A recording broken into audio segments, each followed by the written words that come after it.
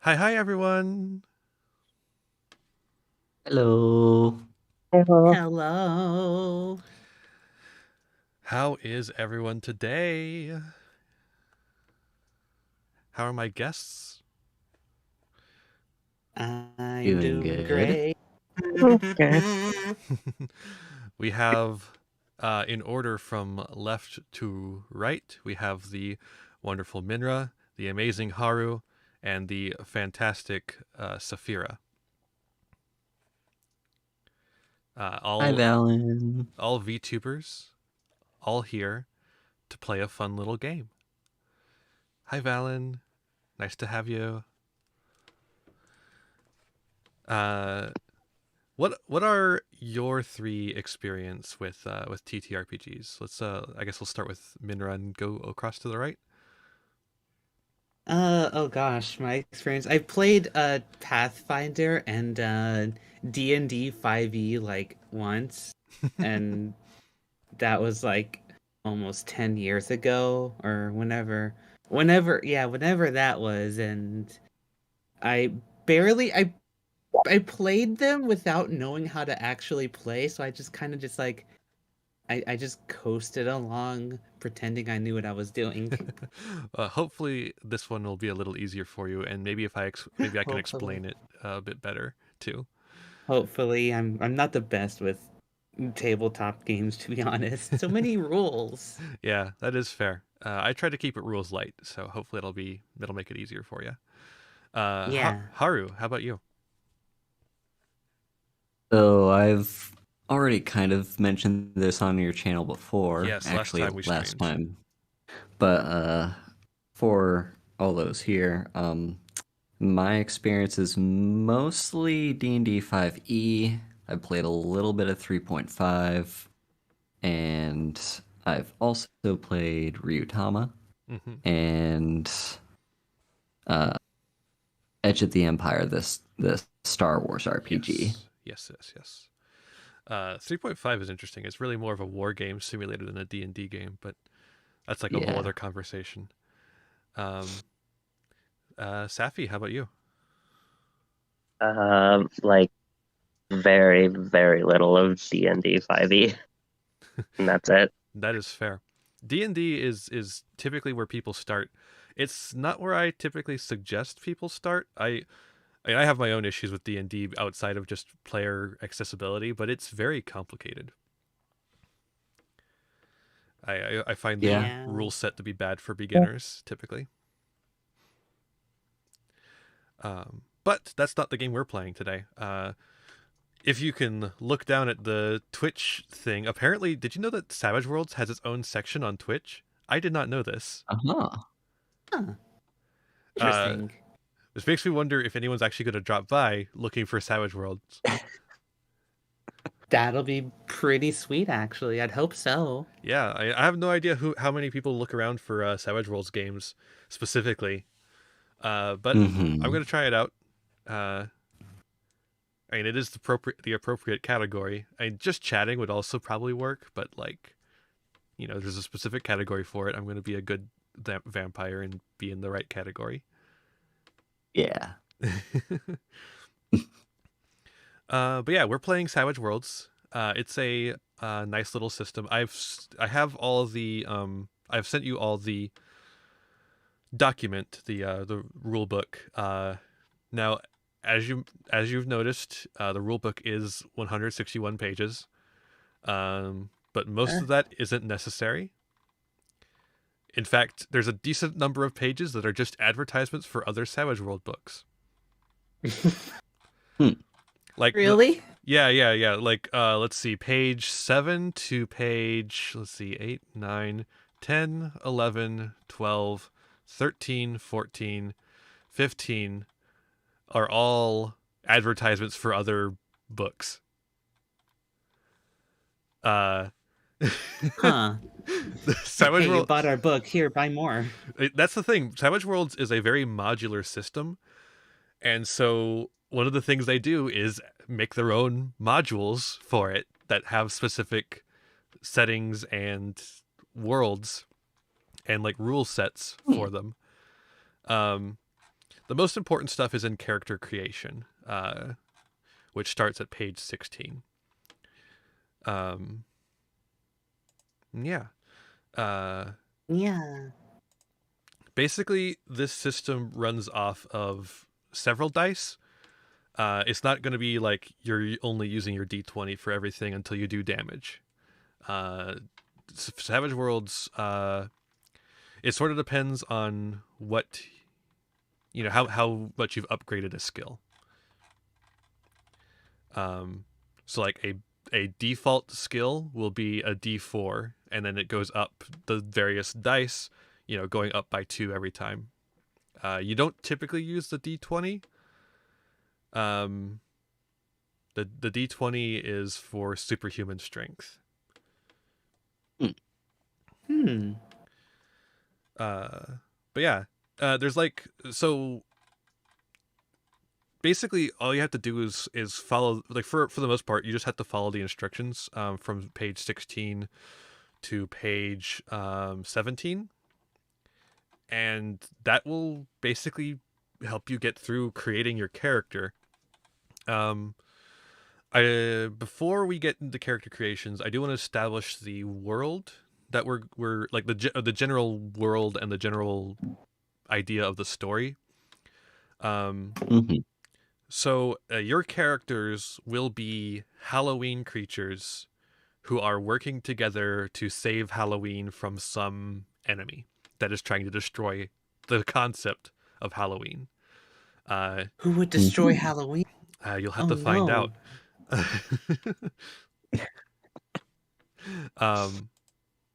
But essentially, you'll be playing as Halloween creatures, which means you will not be humans, which means we also have to go into the race creation rules of Savage Worlds. But they're very similar to the character creations system in a way, so it's not going to be much of an issue, I don't think. And I'll be here to explain it and answer any questions.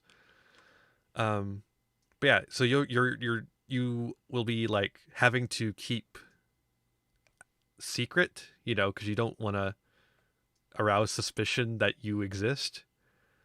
So there'll be stealth stuff to it. There's going to be combat. There's going to be,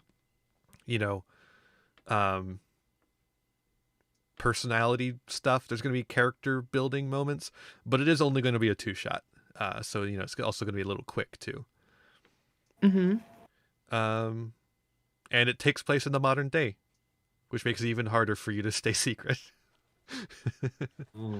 Well, that's why you just have to pull out the ultimate stealth trick: kill everything. That it's the only way to be stealthy. If no one is alive to see you, they're dead.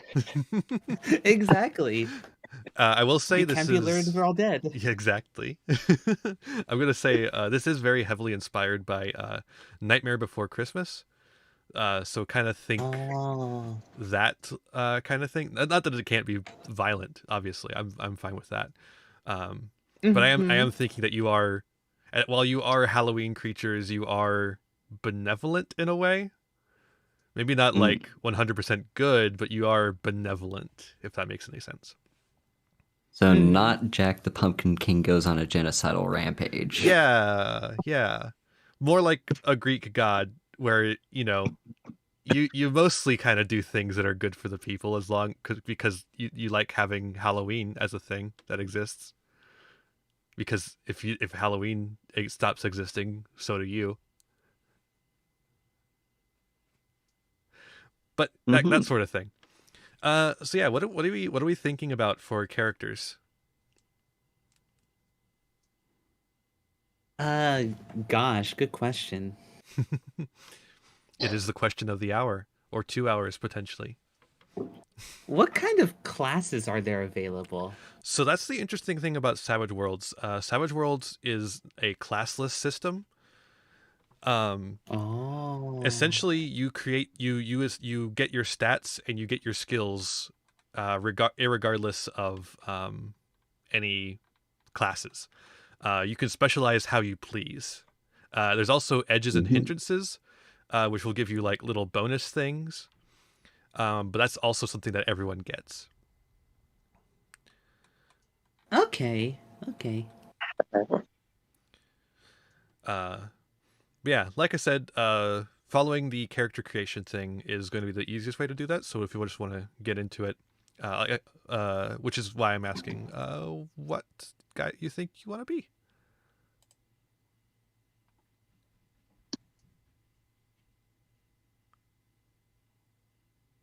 So for me, like, I have a vague idea that I want to be a witch, but I guess that's not really a race. Oh, that It's that a could be a little human. more class-like. Yeah. So you could take the what humans get. Humans get one free edge.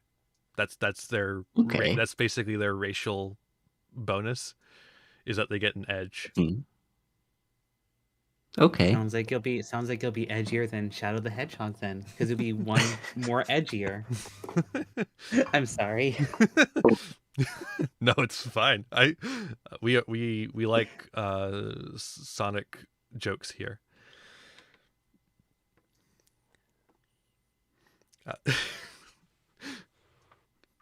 I see you have a free edge. Cool. Teleports behind you. Ni- Nothing personnel, kid. nice edge. What are Oh, you thinking, gosh. Safi? I'm not sure yet. I got distracted, but Shadow the Hedgehog. I will say one thing while people are thinking of what they want to play. There is one more person who will probably be playing. We'll have to see how that works out. But she can't make it tonight, and if she does end up playing, then I'll just have her make her character off screen, and we'll introduce that next stream. Mm-hmm.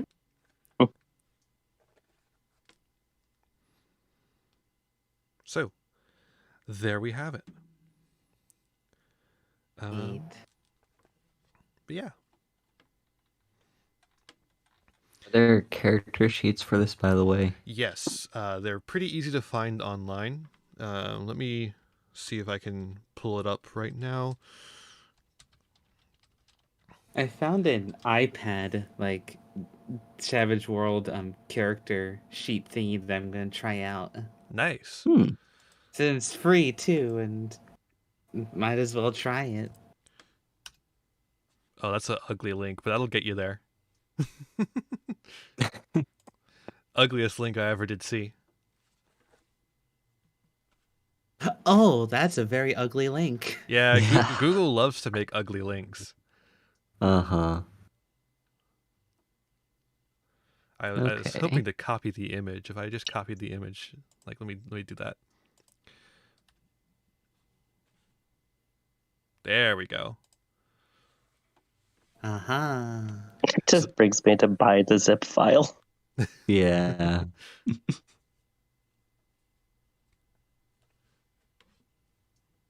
Okay. Yeah, it's like I said, it's pretty simple. Once you have once we figure out the race stuff, we'll have just like you put in your attributes, you put in your skills, you do your edges and hindrances. Maybe you do your edges and hindrances first. I sometimes do them first, just because they help establish character. Mm-hmm. But that's the reason why the book is so big, because the book is so big because it's just like it's like lists. It's a series of lists of things. Like page 18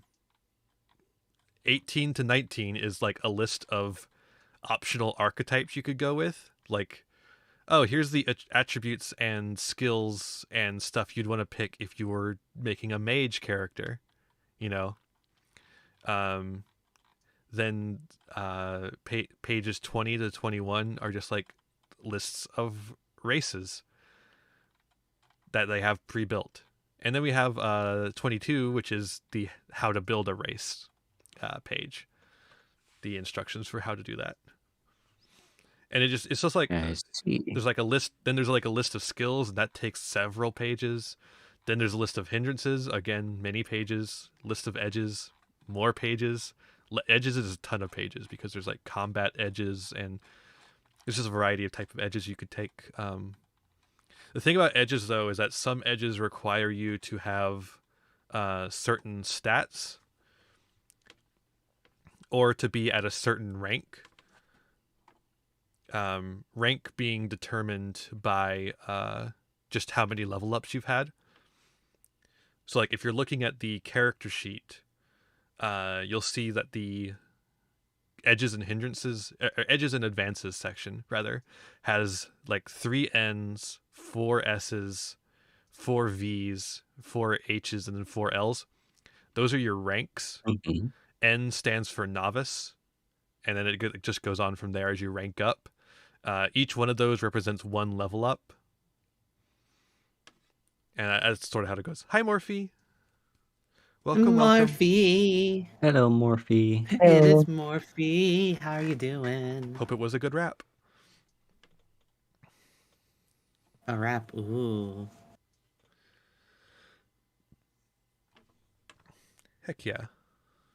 Was it more of an Eminem rap or a Calliope Mori rap? That's pretty much the rap I thought you meant.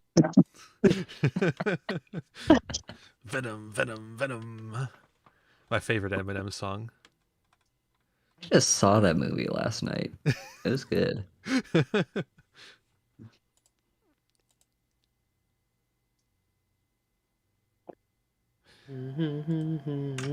So yeah, Okay. what are y'all thinking?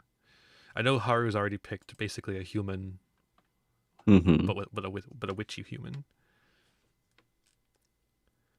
Witchy witch. Let's see here. Oh. Is there a way I can light things on fire? There's several ways. I am feeling very arson right now. I feel like lighting things on fire. In fact, if you take a so like if you look at the making a race section, there's like ways to have like natural fire things. Like it's like a natural elemental thing or something like that. But yeah, like think of, if you can think of like a and like Halloween creature, it really just means like any sort of like spooky creature. You can be like a werewolf, a vampire, a demon. Oh gosh. And if you could think of one, like I was having trouble bringing one to mind. Like demon would have fire, I guess, but like there's got to be one that has like that's like more fire oriented than just a demon. Yeah. I mean, I don't personally know. I just thought of like, imagine if doing arson in a tabletop game. Be a Poe with your lantern. But yeah, like there's here right here there's bonus to resist all negative environmental effects, including heat. Ooh, just walk through the fire. Mm-hmm.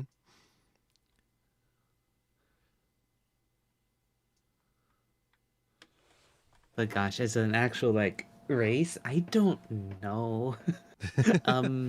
Heck.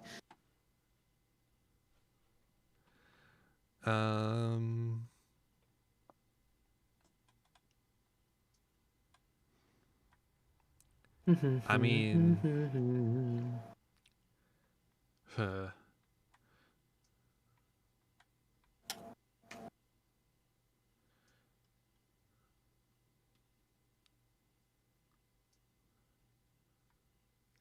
it's funny, like the one monster that's like known for fire is not very Halloweeny. Like for some reason, dragons aren't really associated with Halloween.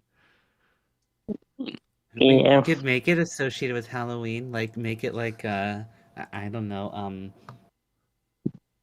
how would you make a dragon Halloweeny? Like how do you Skeleton make dragon. a Minra? You take it to Halloween Town in Kingdom Hearts. Ghost dragon. It just has like You just mummy wraps go to all the over closet spawned and throw skeletons. all the toilet paper over yourself. Go to the Spirit Halloween store. Ah, yes. Let's go to Spirit. There you go. Toilet All right, paper, I found a Spirit. That sounds Free good. I like that PDF already. form of the character sheet. Hmm. Perfect.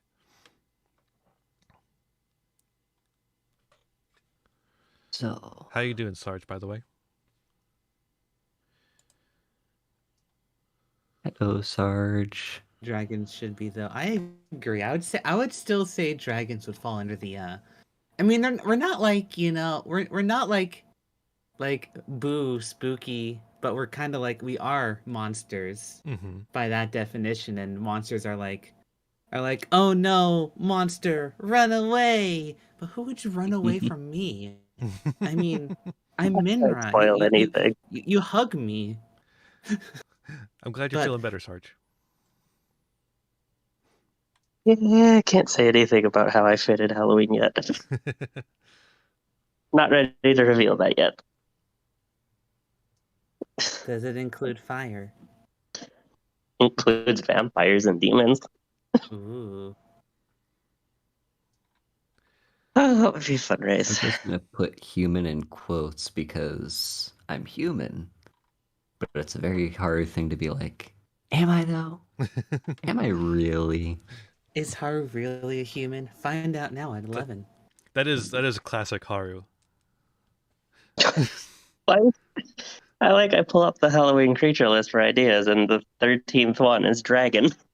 Well, if the You list says so. You know what? We're doing it. Number Dragon. 12 is just monster. Yeah. I guess there's like some weird, generic whatever you want it. It's like I can't quite classify this thing. It's just a monster. Mhm. Oh, Let's see. thanks, Sarge. So Safi, what are you thinking? Looking at I don't know if a Reaper counts. Oh, a Reaper for sure counts. Ooh. Okay. Sounds like it could be fun. So yeah, on page 22 of the Savage Worlds rule book, you'll find the rules for making races. Mhm. And this is where... So you start with one free +2 racial ability. And then from there, you could add... from there you just do math. Like you can add positive and negative abilities to get you more stuff, but you have to take an equal number of negative stuff to get the better stuff. Mhm. Okay. You just have to end with a +2 at least, or at most. You can't have a plus like a +3 in total. You have to have a +2 or lower. Okay. Just gonna get paper so I can keep track of everything. Should probably do that too. Yeah, like I said, Savage Worlds is such a simple system that I don't even use a character sheet most of the time. I just open up Google Chrome, or not Google Chrome, Google Docs, and just type everything down. The character sheet is good for reference though, like for what stuff do I need to have down. Mm-hmm.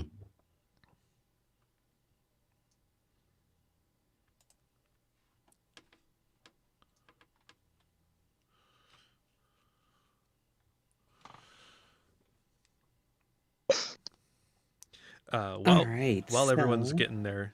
Oh, do you have any? Go ahead, Minro.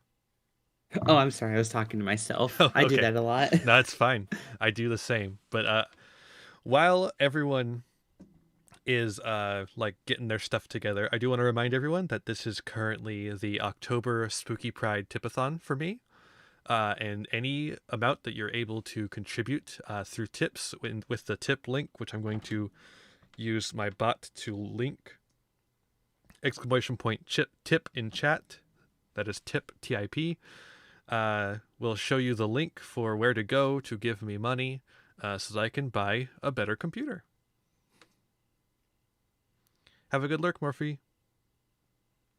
Meanwhile, !chip in chat Does gives back to you a potato chip. It does nothing. I want a potato chip. Do not lie to my audience, Haru. I will strike you down. Is that wait, does that happen? Hold on. I must try this. That's not how you Chip. Look what you've done. Look what you've done, Haru. Where's my free potato chip?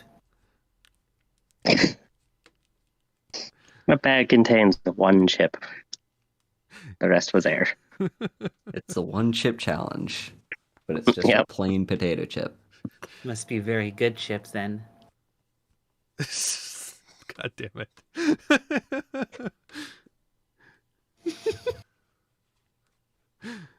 All right, how we doing? So I'm still trying to figure out what exactly my one free edge means. we'll deal with that when we get to edges and hindrances. Okay. It's just you just get an extra one as opposed to everyone else. I see. But yeah, It's a consolation for humans just being boring. Exactly. And as for if you've been reading the thing about making races, it's okay if you haven't been. I'm going to limit it to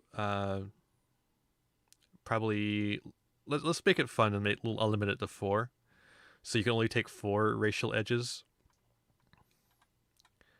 But any 4 you like, as long as you as the total ends up, +2 or below. But other than that, everything's just a list of what the things you can take are. And just take ones that seem to match your race that you picked.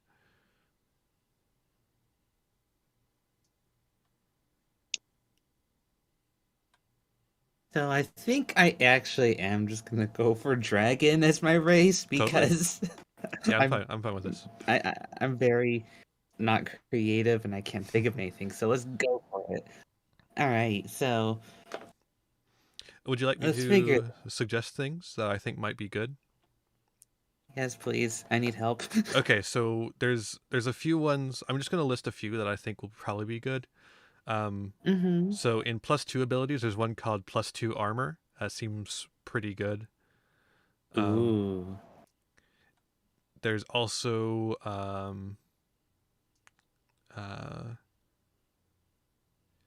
let's see.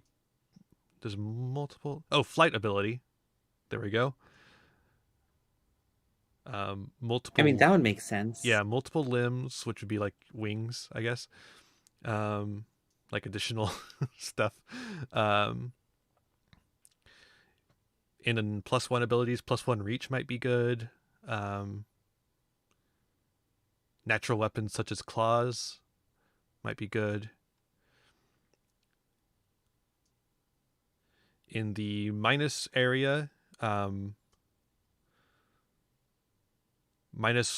penalty to resist. Well, maybe not that one. Maybe the -4 penalty to resist a single negative environmental effect, depending on which type of dragon you want to be.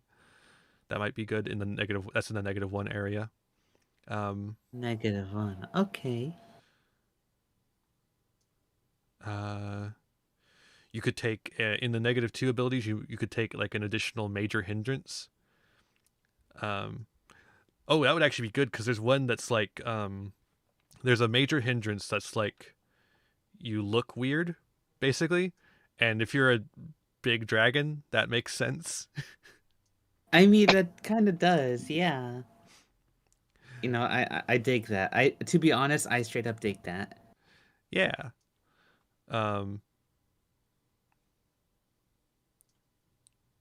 And those are the only ones that really step out to me, but you can read through the list if you want. Since this is in list format, it'll probably be pretty easy to skim through. Yeah. So how does this work? Like, do you just choose one of each of these, or how does it work? No. So what you do is you choose abilities, and the place where they are on the list is the value that ability has, and the total you pick 4 at most, and the total has to be 2 or less. So like if you can pick a +2, a -1, and a +1, and that's fine. You can pick a +2, a -2, and a +2, and that's fine because it adds up to 2. You could also take a +2, a -2, a +2, and a -1 if you want. That'll bring you to a total of 1, which is still under 2. So you don't have to take that -1, but you can if you want to. You could also take a +2, a -2, a -1, and a +3, because that would equal 2. Yeah. Okay. And So how much maths. so Mhm. so how much are we available? How much do we have available for this game? So you can pick 4 total, and it has to like be equal to 2 or less. Okay, 4 total equal to 2 or less. Yeah, as far Okay. as the value of them.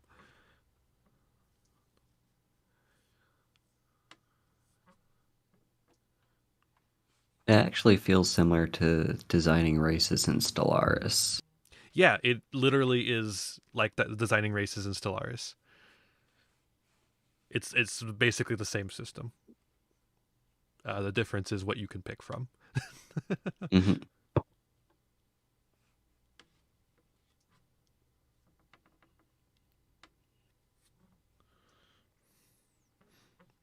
All right. All right, I'm gonna hydrate real quick. Hydrate. I'll do a hydrate too.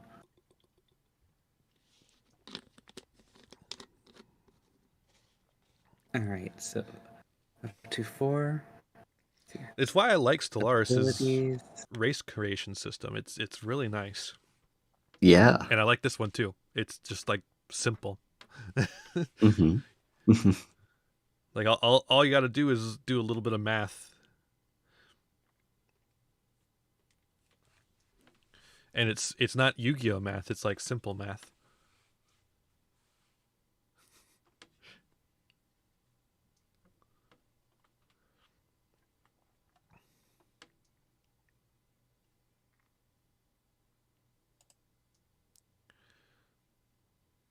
All right. Let's see here. Mhm. Hmm. Up to 4. I would actually want flight. Yeah, that's That a would good one. give me flight, and if it's under like +2 abilities, that's just all of those. Every single one of those under those is 2, right? Yep. Okay. There's flight.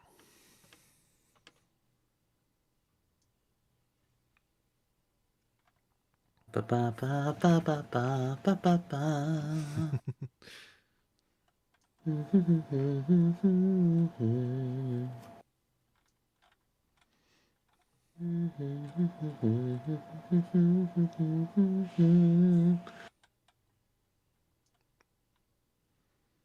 Let's see here. La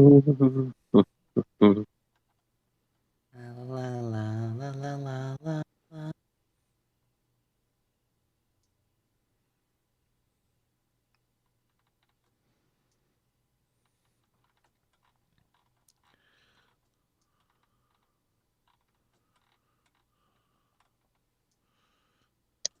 Natural weapons.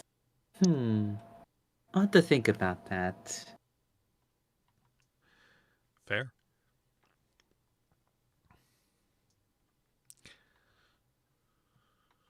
Because would I want to, swipe at enemies with my claws or be like, oh no, I just got my nails done the other day.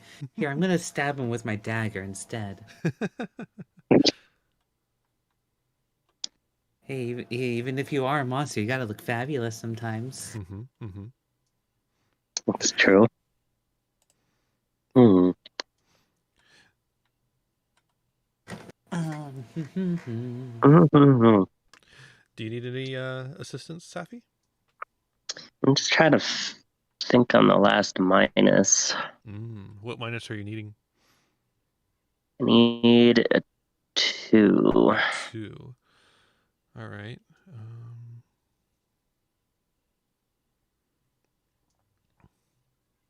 You could take the major hindrance. Yeah, I have the parry hindrance, and one attribute needs 2 points. Might.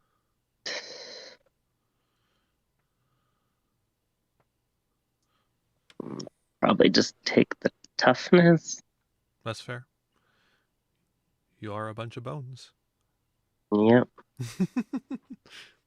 I was thinking about taking 2 -1s and having my racial enemy be dogs. Mhm. That'd be pretty funny. Yeah, I think that might be funny. So I'll do the -2 charisma and I just 4 on dogs. Perfect.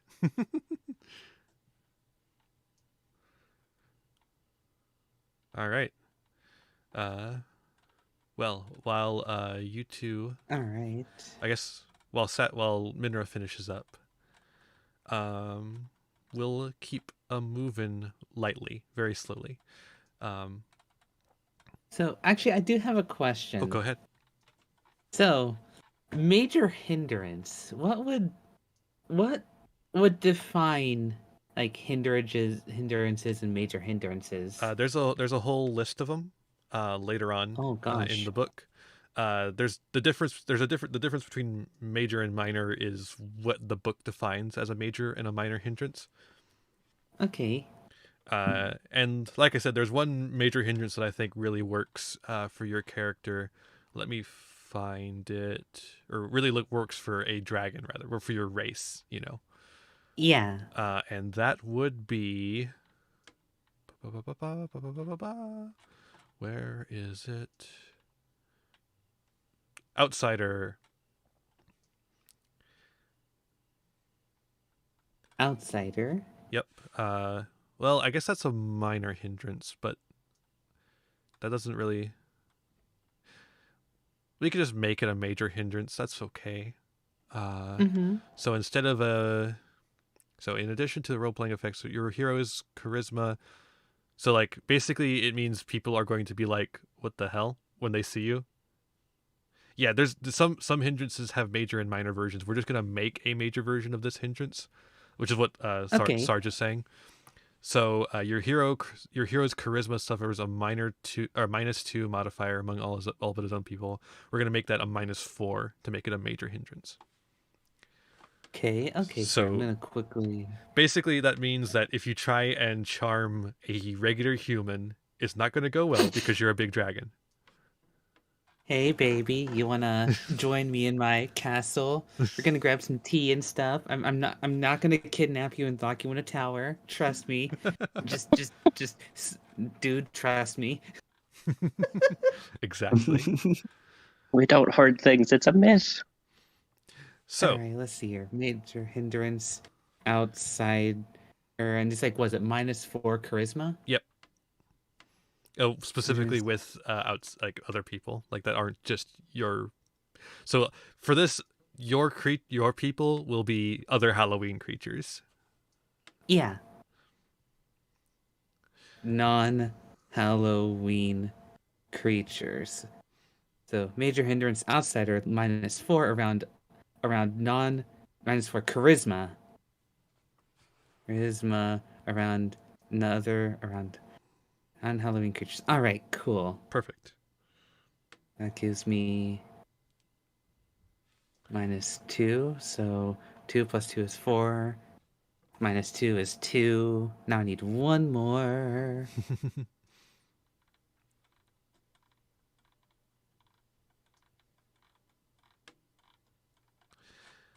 Yeah, while you find that, we're going to. So the rule book says to go to attributes and then skills. But I typically like to go to edges and hindrances next. Just because edges Mm-hmm. and hindrances kind of establish the character of the character, which makes it easier to assign your attributes and skills to me.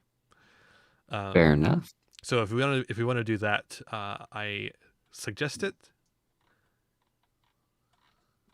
Yeah. All right. So edges and hindrances are a funny little system where you take funny little stats. um, basically, edges are good things and hindrances are bad things. It Mm-hmm. makes a lot of sense. Unless you're a human, to take an edge, you have to take some hindrances to get the edge. Mm-hmm. If you are a human, you get one edge for free, and to take a second edge, you have to take some hindrances. Fair enough. Well, actually, you can take a human can take up to 3 edges. A non-human can take up to 2 edges. And the way you do that, this is why there's a difference between a minor and a major hindrance. Is for this system, 2 minor hindrances equals an edge, and 1 major hindrance equals an edge. I see. So you just go through the list of hindrances, and you're like, I think my character, let's say, has bad luck. That's a major hindrance. Now I can take an edge. I'll take brave. Bad luck, but he's brave. But also, I think my person is a loyal. And also, there's some unfortunate ones in here.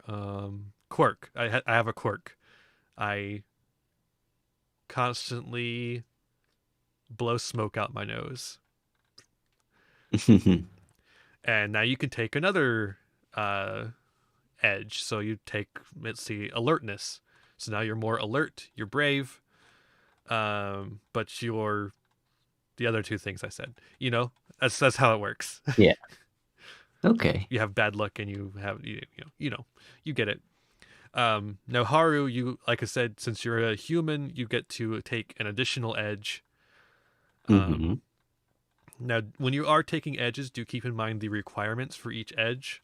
So, like, if you look at the edge for quick, to take the quick edge, you have to have an agility of D8 or higher. Okay.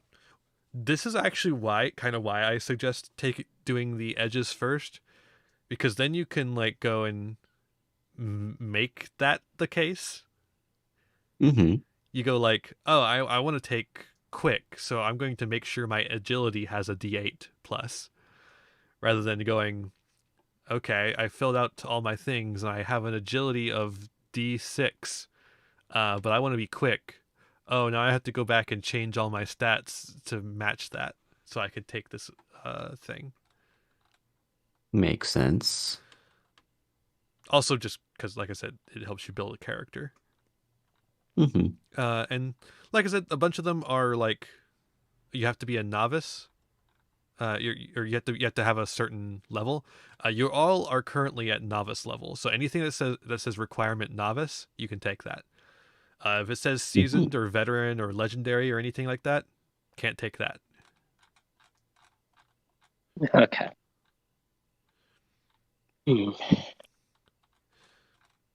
So yeah, Haru can have 3 edges and 1 major hindrance with 2 minor hindrances, and everyone else can have 2 edges, 1 hindrance, 2 minor hindrances, something like that.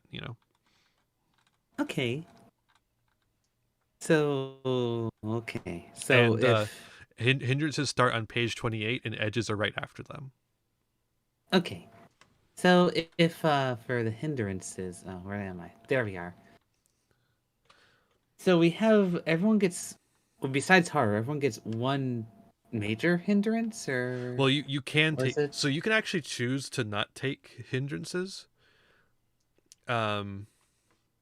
It's, I don't suggest it.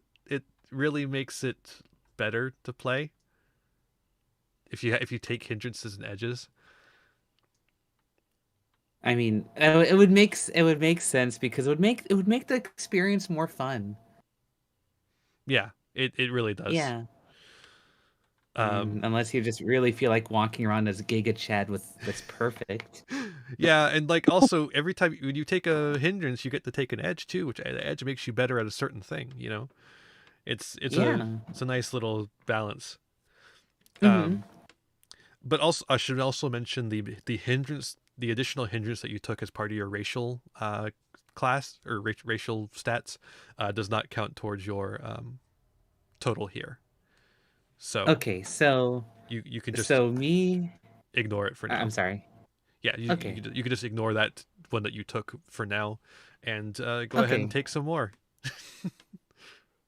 So the one hindrance I have does not count to me getting an extra edge. Exactly. Correct? Exactly. Okay.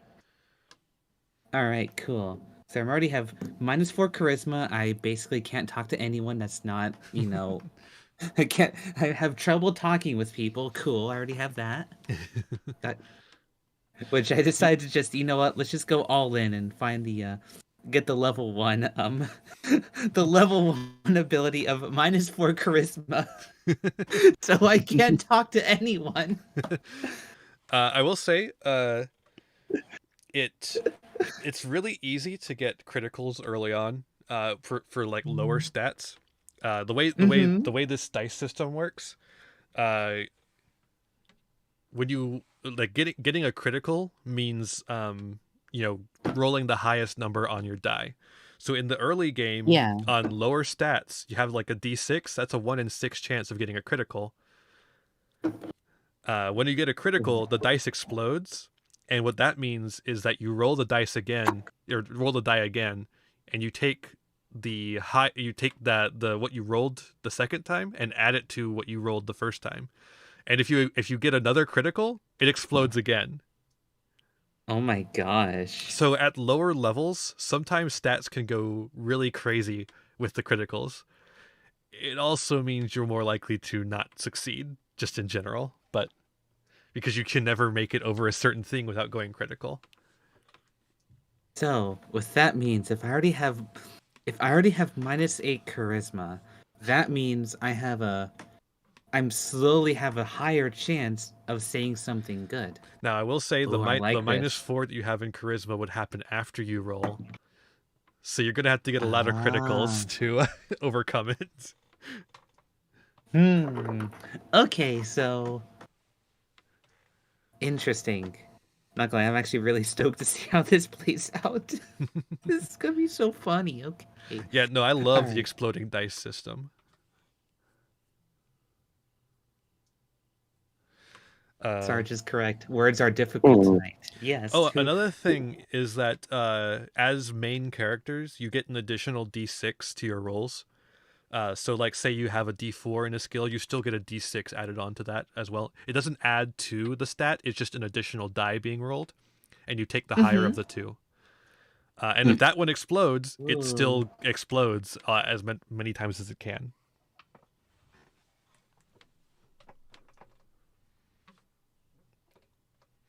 Let's see here. Bad eyes. Oh, but I wear glasses. Your eyes aren't what they just used to be. With glasses, there are no penalty and the hindrance is only minor.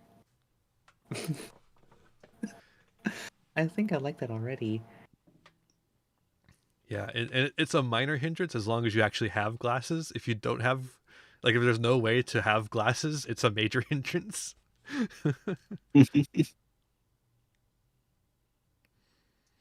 Now, I will say I might look into that. Yeah, definitely. It's a fun one. I will say some of the hindrances are a bit oof. Like the blind hindrance, the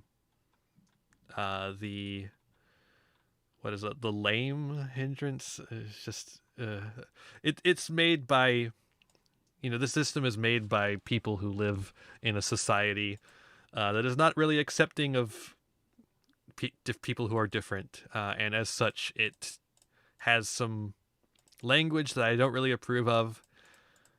But so does every other RPG. So it's kind of an unfortunate fact. Well, not every other RPG. There's plenty of indie RPGs. Stuff being produced by Evil Hat in particular, I think, tends to lean on the side of acceptance and tolerance. But if you're going to play this at home, please do keep that in mind, that this is not a perfect RPG. Yeah. Like, it has obese as a hindrance. It is only a minor hindrance, but like still, it's kind of Yeah.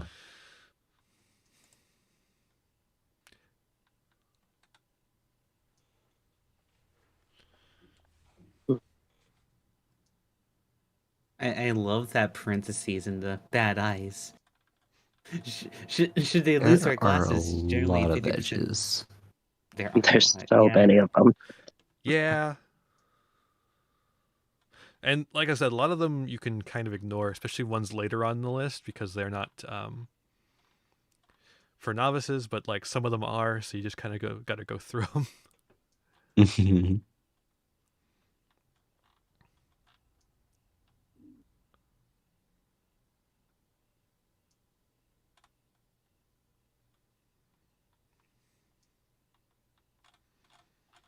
Oh, and if you're going to do magic, you got to take the arcane background, if I remember correctly. That's a... Yep. I do have that Already one. did that one. Yep.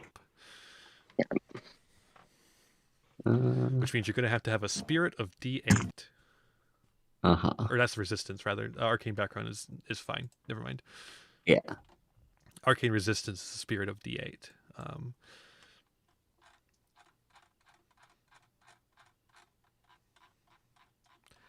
And I'll read through what all the attributes mean, because that'll be really important when we start assigning attributes. Yeah. Attributes. Oh god, there's like a summary right at the end of all the hindrances and edges. Yeah. Yeah, if you don't Make it need a a lot easier. description, then take a look at that. There's also one for skills too when we get to that later. So if you want to take a look at the summary of skills, there's also that. Okay. It's not D&D, but it is a TTRPG adventure. Yes. So I did take 2 minor hindrances so I could have another edge besides arcane background. Nice. I'm deciding between new power or power points. Power points are how you do spells. So having more power points is good. I don't remember. New power obviously lets you take a new power. Yeah.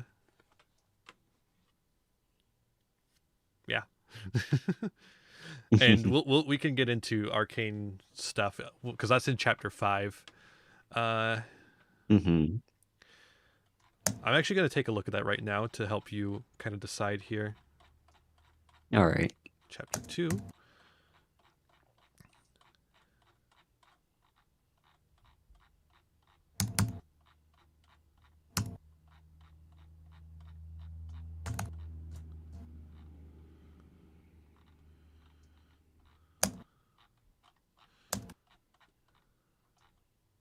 Chapter 4.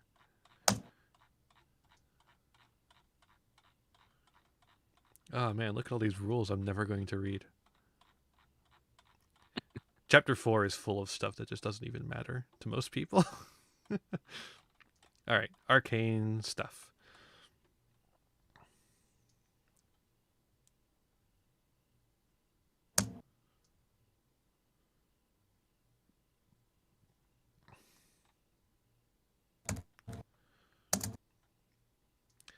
Arcane characters start with a number of powers dictated by their particular arcane background. Exactly, Royd, man. I'm a Yu-Gi-Oh player. I can't read. The arcane background list for specifics. Okay, so you're taking arcane background magic. Both of you are, I believe. Because the other one is miracles, psionics, superpowers, and weird science. And that doesn't really fit any of you. Yeah. So we're taking magic. Magician.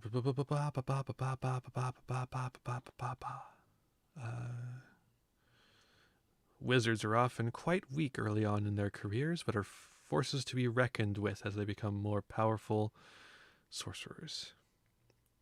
That So tracks. you got to retire to become a person who can read. That's the secret to Yu-Gi-Oh. So you get 3 starting powers and 10 starting power Okay. points.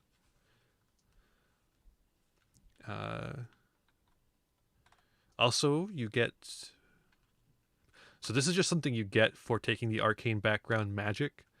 Backlash. When a wizard rolls a 1 on his spellcasting die, he is automatically shaken. This can cause a wound. Hmm. And that's regardless of your wild die, Okay. which will make sense later. Hmm. Oh, that's a cute hindrance. You can have phobia. Yeah. Yeah. You know what? I'm giving myself a water phobia. Minra is hydrophobic. Wait, that's not what that means. Oh, hey, you guys are going to some water dungeons. Sorry, guys. I'll chill outside. You'll go have fun. Oh wait, I have to be dragged in. Okay, fine. You'll just have to drag me in, kicking and screaming. But I can't light water on fire. Minra, you have to drink water to survive. Yes, you can't light water on fire. So how am I supposed to enjoy the water? It also puts out fire.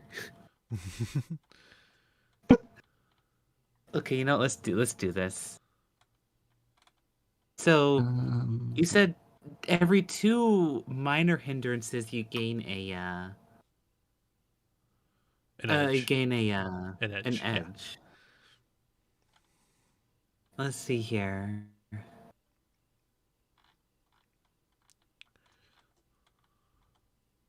So does everyone get a trapping?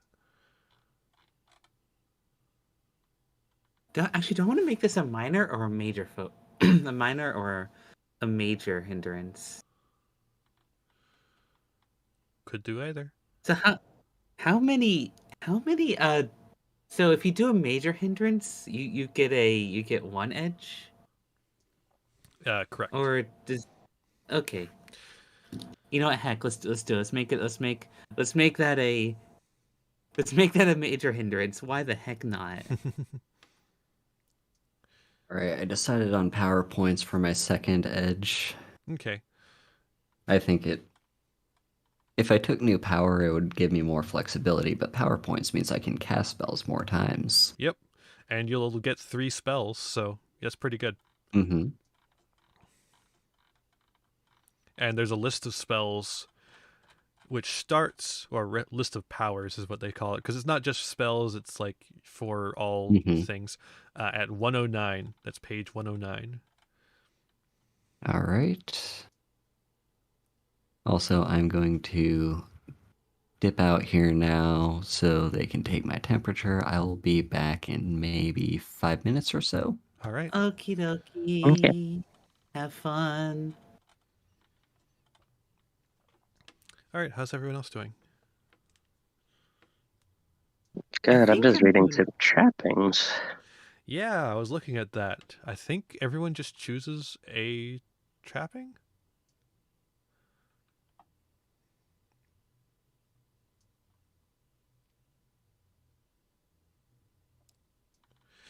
Mainly cosmetic, of course, but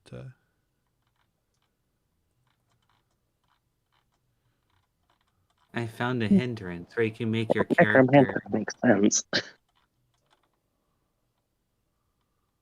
I made a hindrance so you can make your character squeamish at the sight of blood and gore. Would that how fitting would that be to? How much of a hindrance would that actually be to this game? it sort of depends. I don't intend on making it like a Like blood fountains and like flesh dungeons and stuff, right? Yeah, no, I like I said, I'm more inspired by Nightmare Before Christmas on this one. So Yeah, which is much more family friendly. very more family friendly than Flash Dungeons. Yes. Yu-Gi-Oh drafts are fun. You should do that if you want to. They are fun. Let's see.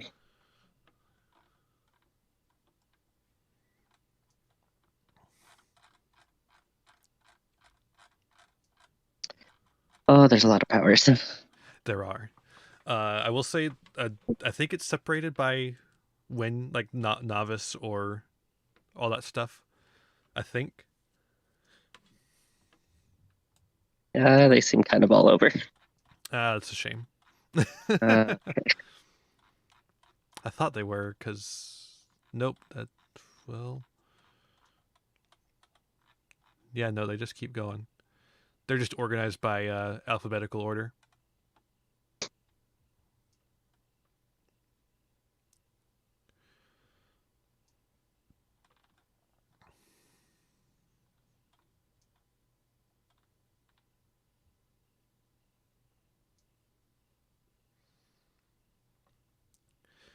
Ah.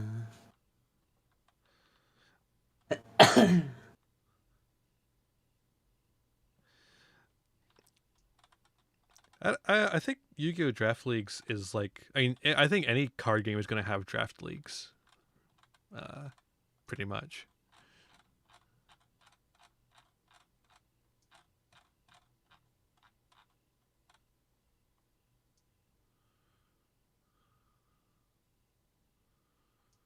The funny hindrance, habit. Your warrior has an annoying and constant habit of some sort. Maybe they pick their nose, or says, in every sentence. Is that a jab at me? Because I say like every other word. just take the minor one. You have to say Gao every sentence. Oh my gosh! You know what? No, straight up, we're doing that. We are doing that. We are doing that, gal. Sarge, you say that as if Netrunner does not have draft packs.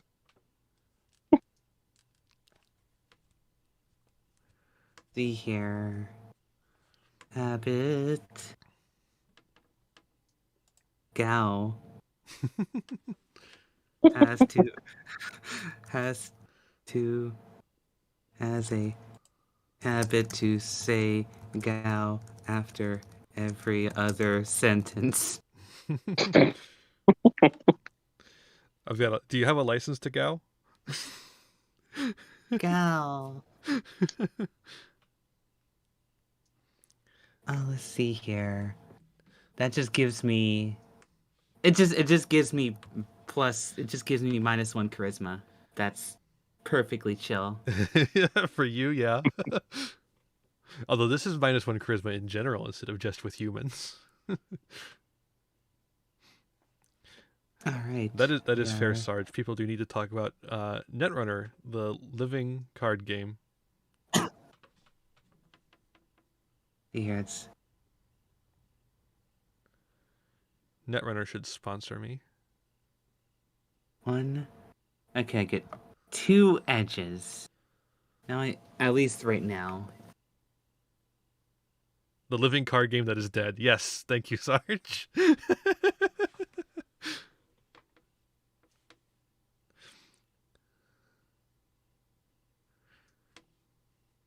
It's my favorite kind of living card game.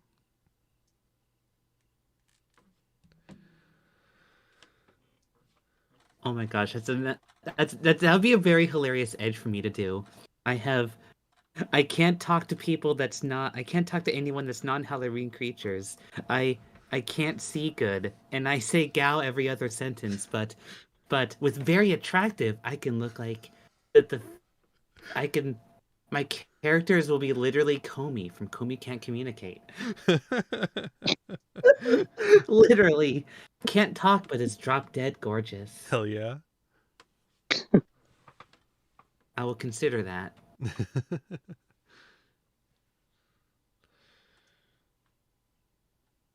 Let's see here. Is there a lefty edge? Be like, hey, I'm left-handed. What kind of edge does that give you? I don't know, but I'm left-handed. It's an ambidextrous one. It's funny. I actually when I was one game I was playing in, I played as a bard, so I had like very heavy charisma focus. But I basically I took a thing that made it so I had like a compulsion to annoy people. So I was like completely useless as being a face, but also like I could easily be the face otherwise. That's so goofy. I love it. Yeah. It's like, oh, I can lie to people all day. They'll hate me, but I can lie to them. I love it.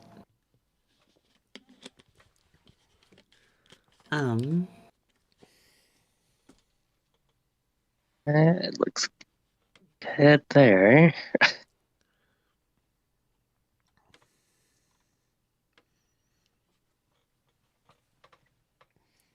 Fleet-footed. Could be an Okay. idea. And chapter 6 I won't need because that's for a game master. Yee. Okay. I'm back. Okay, this looks good. Welcome back. Haru. Welcome back. Haru.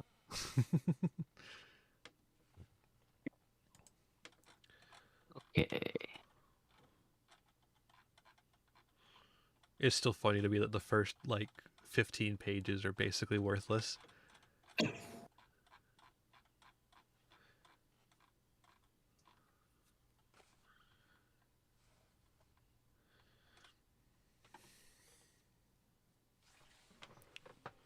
Do I want to light things on fire?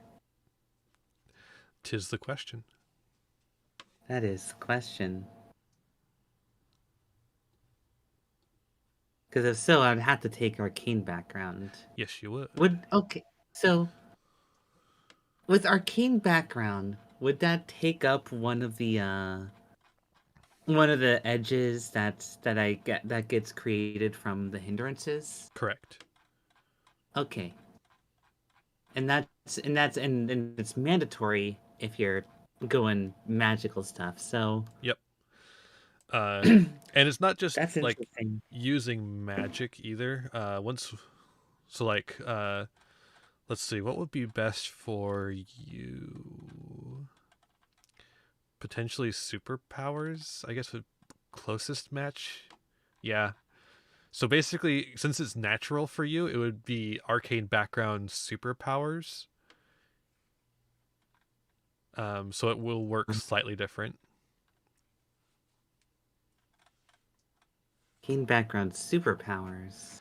But that means there's no drawback for you using it. It either works or it doesn't. But you only get one starting power, which would be the fire. And you get 20 points to use it. Decisions. Now you could take the edge later to add powers to it if you so choose. Because as you level up, you can get more edges. Yeah. But that's basically what I would think would be best for you, is taking arcane background superpowers if you so choose to take arcane backgrounds. Yeah. And then we'll take one of the fire ones, and over time you could upgrade and like maybe get stronger fire or whatever the heck you want to do. Okay. I don't know if there's a stronger fire. Let me look.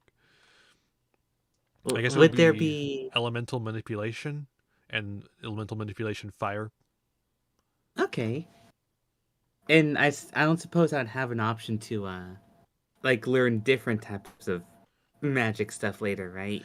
You could take another arcane background if you wanted to do magic, but you could also just take more powers to add more powers to you.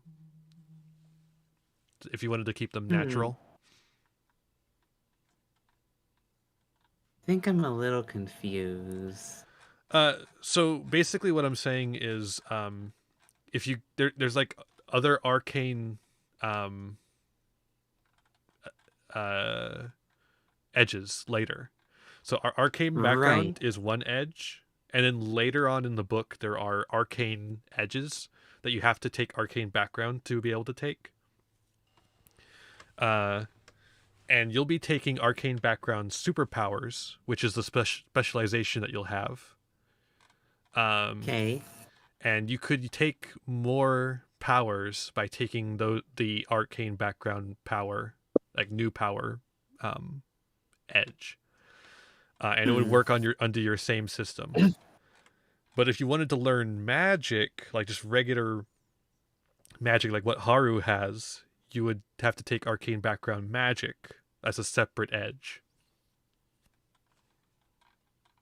That's what I'm saying. Okay, I think I think I get it. I think I get it. Yeah, I can try and explain it again if you have any questions too. Because like, fire is cool, but I'd also love to check out like other stuff as well. Totally. So yeah, if you just want to check out other stuff and you don't mind it just being like a natural thing, like your fire breath, then you could just take the edge to add another power. yeah.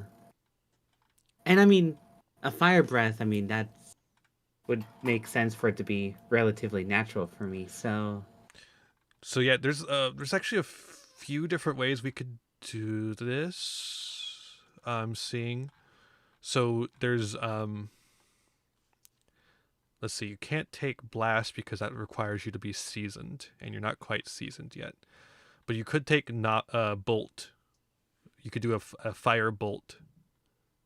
okay. Or you could do, where is it? Elemental manipulation fire.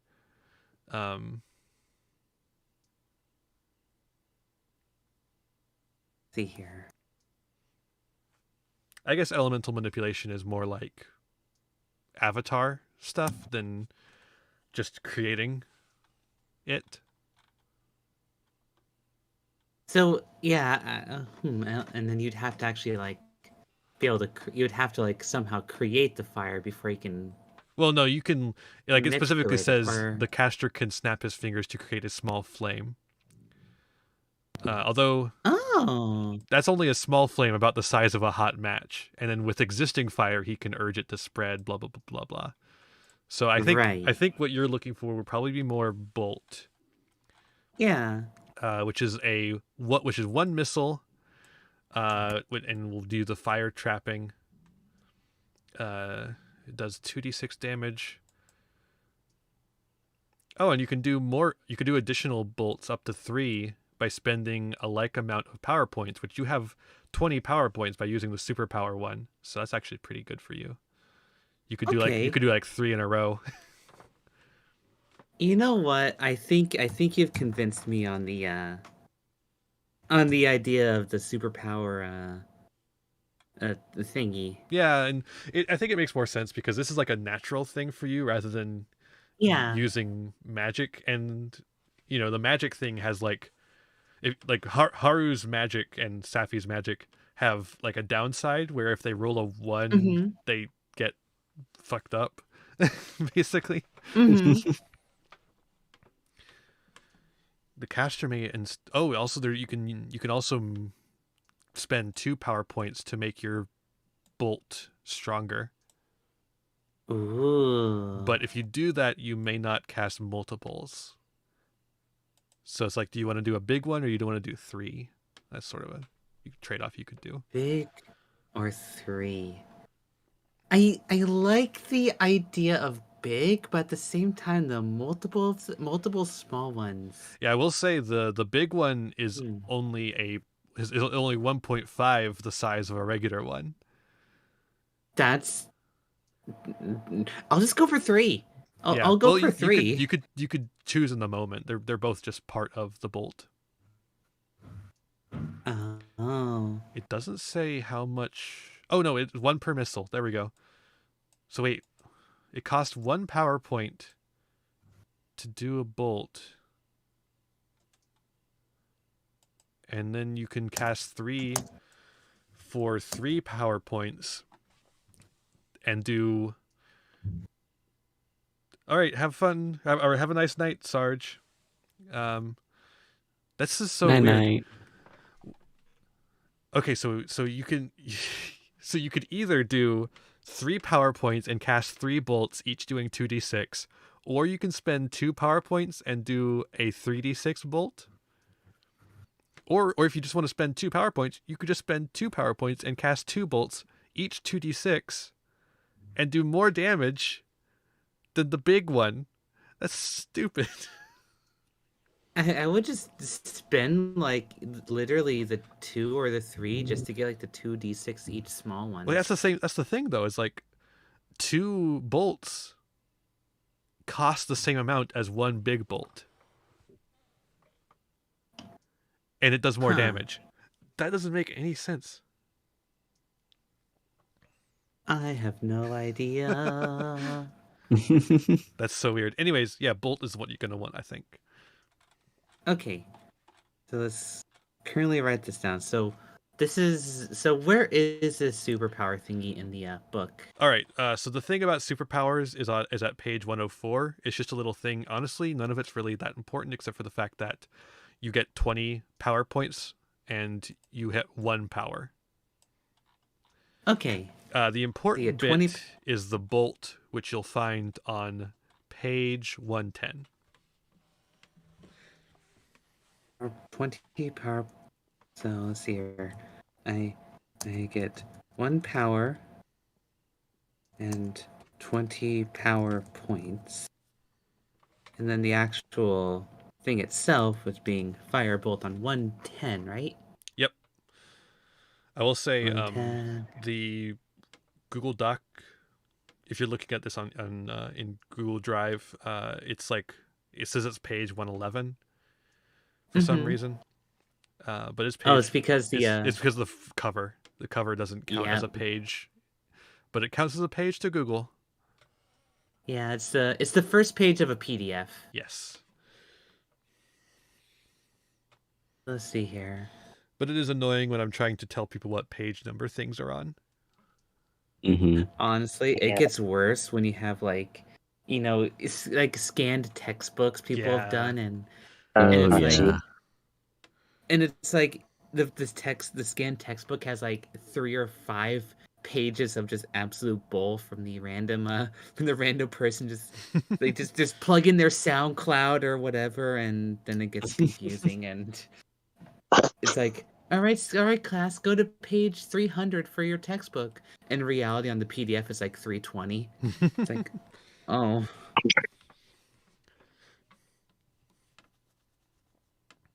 All right. All right, how's everyone else doing? I'm just gonna screen cap. Pretty much got the this. powers and all that figured out. Perfect. Just got the tributes once we get there. Yeah, we're about to get to attributes. Are you good? Are you good to go to attributes, Haru? I'm still finishing up on the powers. I noticed that the novice powers actually don't cost all that much. It's true. So I'm reevaluating whether or not I should I take an extra power then, or should I just keep the extra power points? I'm still not sure. It's I could see either way. I mean, Mm-hmm. yeah. I mean, the PowerPoint's only like recharged like during a rest, so Yeah. or if you like Oh. specifically recharge them. You know what? I'm gonna take the ambidextrous edge. Hell yeah. I'm just gonna say this. I was originally left-handed, but then I grew up in a world that's right-handed, and I had to force myself to do things right-handed. So I've become ambidextrous. Hell yeah. I learned to use a bow left-handed, and then I had to learn to use makeup left-handed, so I just became ambidextrous too. In a bit sillier of a way, I guess. Hell yeah. All right. Yeah, I'm sticking. I think I'm taking an extra power instead. Okay. So I'm going with blind, burst, healing, and detect conceal arcana. Nice. All right. Nice. Add edge. All right. And now I need one more edge. Wait, don't you have arcane background and ambidextrous? Oh, wait, I took arcane background, or was that the power? Yeah, I'm confused. it's arcane background superpower, Oh, and that's how you get the power. all right. Let's see here. Arcane background.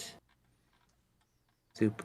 Let me type this down so I know it's super soup. Good old soup. I'm at soup. Yes. It's hard to explain when I'm not like physically there. A little harder than it would have been otherwise. Yeah. And the arcane background superpower does not add up to the what do you call it? It's not the same as the arcane power edge, right? Or am I confusing myself again? Okay, so you've taken an arcane background, and that's how you Yes. get your power. And Okay. that's all you need. That's all you need. All right. Later on, you could take some edges that'll increase the amount of powers you have. But for right now, all you need to know is that you took an arcane background, and that's why you have that one power that we wrote down. Okay. And does this count? Does this count to how many edges I get from the hindrances? Yes, correct. Okay. So that is one of your two edges, and the other one is ambidextrous. Yep. All right. I was left-handed. Now I can do things right-handed. Perfect. Then you are ready to go as well. All right. So now we get into traits. Traits are split up into attributes and skills. Skills are based on attributes, so we have to do attributes first. Some of the edges you've taken, edges and hindrances, actually I think it's just edges. Some of the edges you've taken may have told you to have specific attributes. That's going to be important, so make sure you have that marked down. But otherwise, I'm going to give you a breakdown of what the attributes are. And then you will assign them as you see fit. Well, first I'm going to give you a breakdown of what they are, and then I'm going to tell you exactly how the system works as far as that goes. So first up, we have the attribute agility. Agility is your hero's nimbleness, quickness, and dexterity. So anything involving, rogue bullshit, that's going to be agility. Mm-hmm. Smarts is a measure of how well your character knows his world and culture, how well he thinks on his feet, and his mental agility. So all for some reason, this book is written in his and hims. I don't know why. Mm-hmm. I don't like it. I've seen a few her and hers scattered around. Yeah, it's weird. It never uses they. I don't get it. I don't like it. But that's where we are. But yeah, smarts is like how well you know things. Spirit reflects inner wisdom and willpower. Spirit is very important as it helps your character recover from being shaken. Shaken is something that happens when you take damage. And it just basically makes it so you can't do a turn, and you gotta roll to get out of it. And sometimes if you roll well enough, you can break the shaken and still do your turn. So yeah, spirit is, wisdom and willpower stuff. Strength is raw physical power and general fitness. Strength is also used to generate your warrior's damage in hand-to-hand combat. It's exactly what you think it is. Vigor is the one that's a little more hard for people to understand sometimes. Vigor represents endurance, resistance to disease, poison, toxins, and how much physical, or how much pain and physical damage a hero can shake off. Vigor is like dwarf shit. You know, like how well you resist things that aren't like attacks on your brain. Mm-hmm. And that's the 5 attributes. There's only 5. Each of them start at D4. You have 5 points to raise them up. Each point raises it 1 die. So it costs 1 point to raise a D4 to a D6, 1 point to raise a D6 to a D8, 1 point to raise a D8 to a D10, 1 point to raise a D10 to a D12. D12 is where it caps off unless you have a special power to bring you above D12 to a D20 or whatever. I think actually it goes to like a D12 plus 1 first or something like that, or D12 plus 2 rather.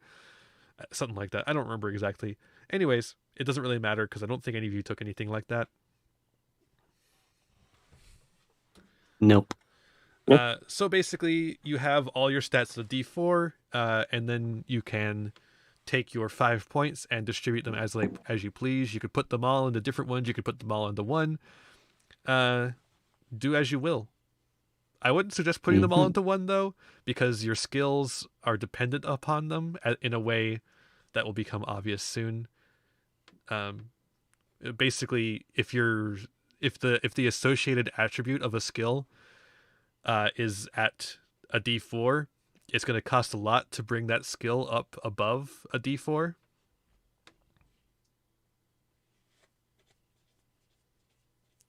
You said we have 5 points to distribute.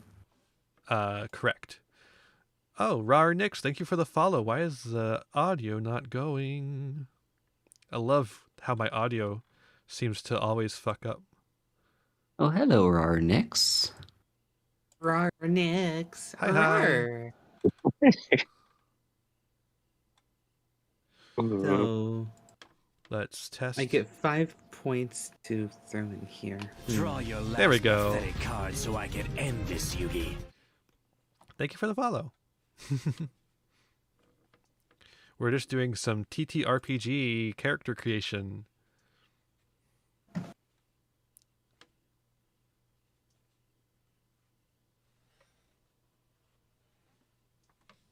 Ba, ba, ba, ba, ba, ba, ba. Well, if you ever want to play Yu-Gi-Oh, I'm always down to duel. Duel.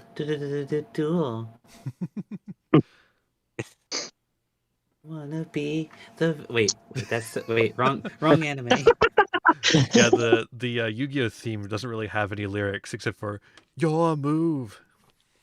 Yeah, it has a lot of bass. Now, if you want to move in the hyperdrive, we could have some lyrics What? there. Moving fast makes me feel alive. Heartbeats and hyperdrive. So I've been watching way too much Yu-Gi-Oh on the TV lately. I still need to get through 5Ds. I watched the first episode and I haven't gotten back to it. Did you need anything, Minra? actually, I was just saying. So I was just thinking. So we have 5 points to throw into each of the abilities, right? Mm-hmm. And a point corresponds to one of the die Okay. shapes there. Yep. So it starts off on D4, Correct. and if I spend 1 point, I get to a D6. Correct. Spend another one on the same one, I get a D8. Mm-hmm. So that gives me. I spent 2 there. Okay. Yeah. And don't recommend putting mine on the same one. All right. Yeah, I mean, like, obviously you can keep, like, I wouldn't suggest getting one all the way to 12, but, like, getting one to 10 is not out of the question. I will do 1, 2, 3 on that one. Just because if you get one all the way to 12, then you only have 1 point left for everything else.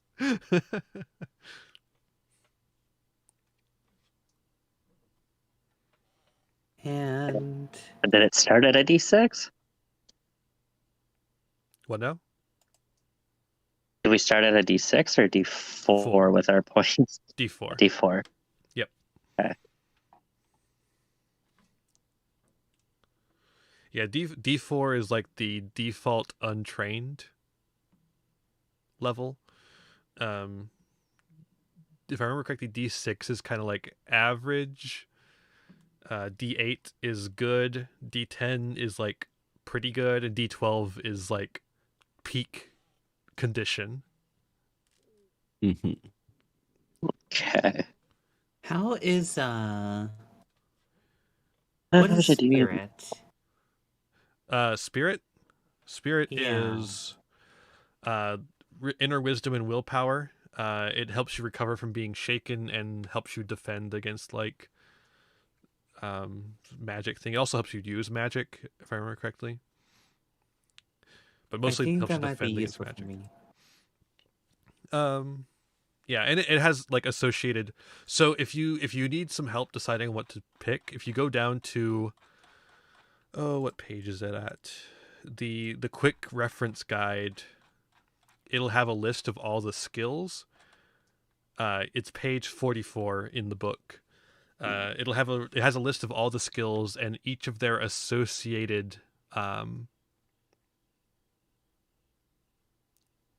attribute. I see. So like Oh, spirit is whoa. used in persuasion and not much Okay. else. But intimidation is also where it's used. I'm so happy because this app I'm using for my character sheet actually has these already organized for me. Heck yeah. So Nice. that's awesome. Awesome possum. And vigor is not used in anything, but it is used in some of the derived stats, like toughness. Toughness is your like inherent armor as a person, so like that'll help you take away from damage being done to you. So vigor helps like literally decrease damage done to you. But also I might have you roll vigor if you get poisoned or something, is that kind of thing. Mm-hmm.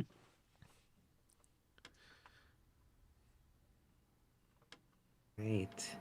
So I think I spent all of mine. 1, 2, 3. 1 on spirit, 1 on agility. All right. I think Perfect. that'll be okay for me. All right, in that case, you're ready to go on to skills. Skills work slightly differently in that you have 15 points for skills, and that goes for every skill that there is. 15 points amongst them. And skills, you have to spend a point just to get the skill at a D4. And then you spend again to move it above. And like I said, skills that you're trying to raise above their linked attribute cost 2 points to raise instead of 1 point. So like if you have smarts of D4 and you try to raise your gambling to a D6, you have to spend 2 points to do that. Mm-hmm. I really like this system for how the system or the skills and traits like interact with each other. Honestly, this makes so much sense. It's so easy to understand. Yeah. I love this system. There's things about it I don't like, but this I really love how elegant it is. See here. Oh yes, I can give myself swimming. Imagine that. I'm afraid of water, but I can swim like a dolphin. Swim through lava. That though. Ooh. Lava swimming dragon. Uh-huh. Oh, interesting. It's just liquid fire. It is like liquid fire, which means it's also like which means it's like fiery water, which means I'm scared of it. while you're doing skills, pay attention to your fighting, because your fighting skill will change what your parry is. And you don't have to take fighting, but if you do take fighting, it'll affect what your parry is, and your parry is your 2-hit modifier. So like if an enemy tries to hit you, they have to roll under your parry, or roll over your parry, I mean, in order to actually hit you. Otherwise, you parry them. Mm-hmm. Let's see here. Do we have? Is there like a? That's in list? hand-to-hand combat, by the way, not anything else. A So I list have of what? So I have a question. How do we know like what skills do what? Like I know we have like the single word telling us, but how do we know like what do they do? What do the skills do? Okay, there's a list, like a full list starting at page 23, that goes through all the. Well, I guess it's more page 24. That goes through all the skills and tells you specifically what they're for. All right.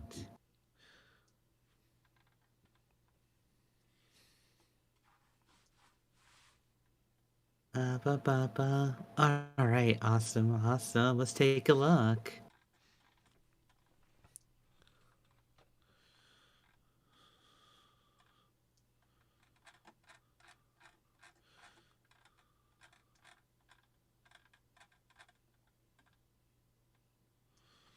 Okay.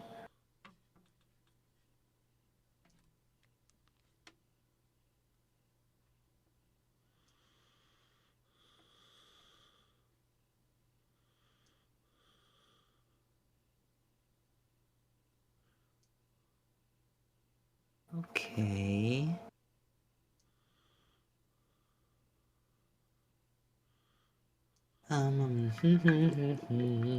For the knowledge skill, is there like a list of this different types of knowledge you can have?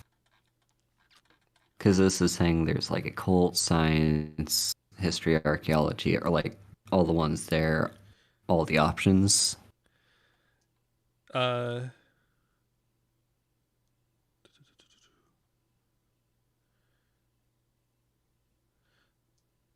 So there's more detail on knowledge on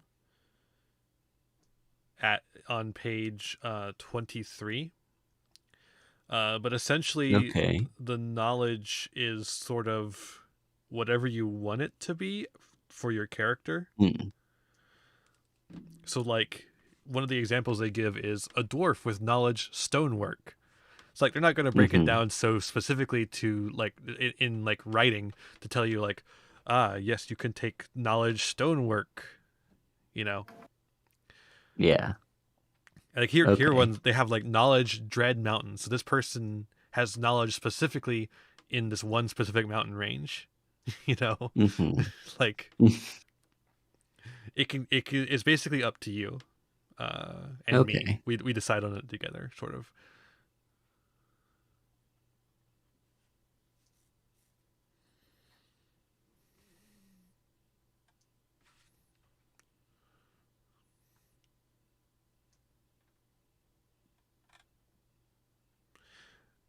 All right, how we doing? 6, 7, 8, 9, 10. Well, I think that'd be useful.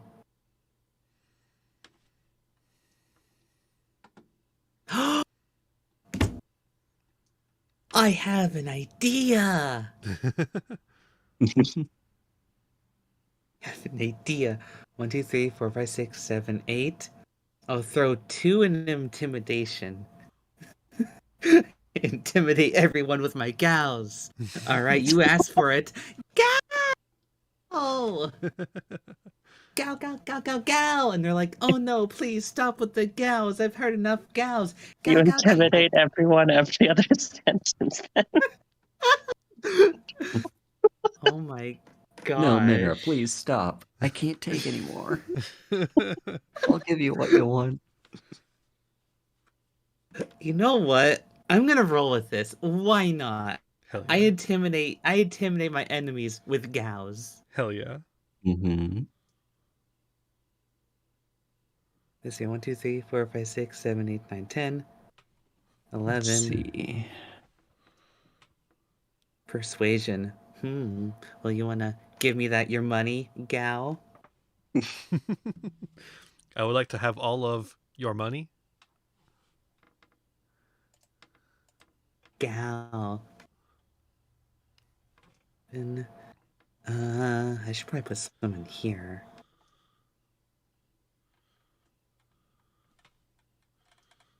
$11.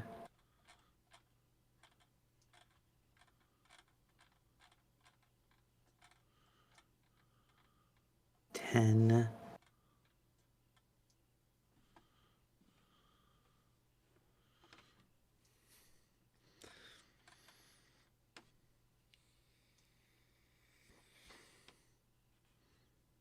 Okay, here's a question. How likely are so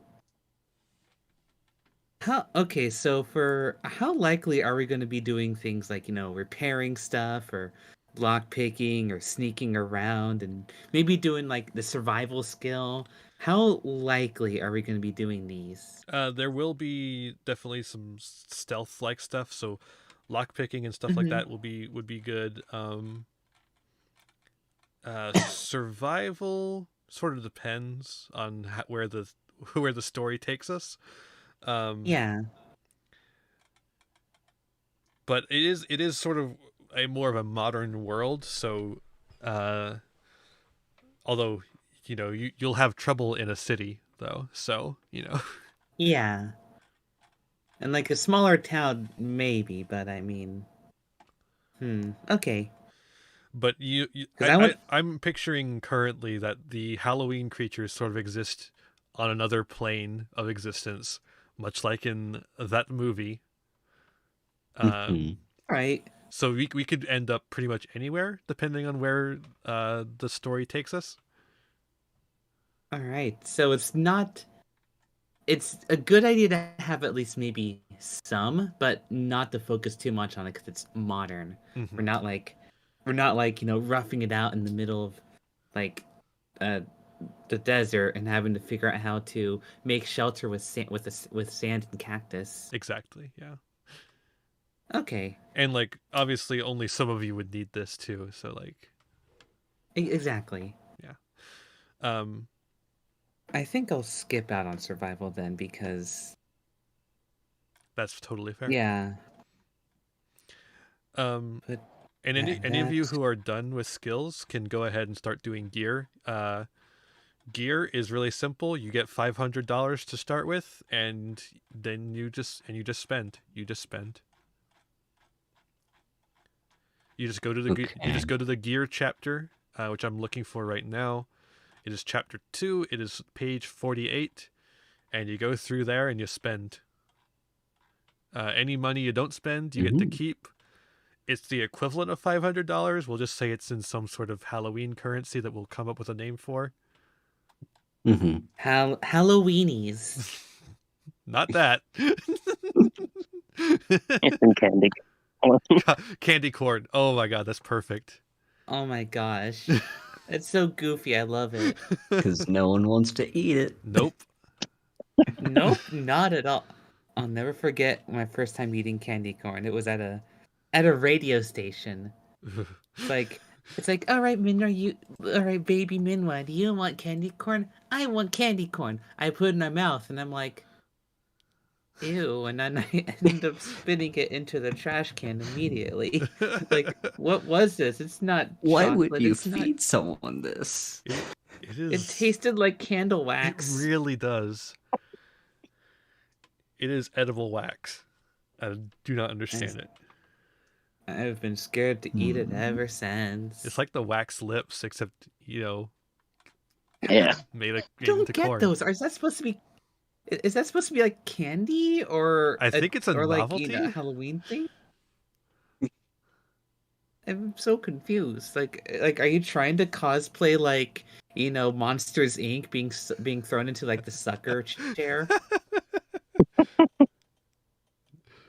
Because that's what it looks like. Because their lips get all like red and waxy, and like, is that you're trying to cosplay that?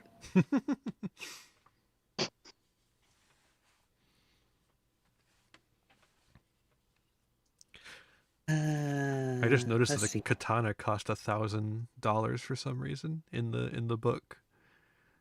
Ooh, It's like, do you want the great sword, which costs 400, or do you want the katana, which costs 1,000 for some reason? but it's made by Not as expensive as a lightsaber.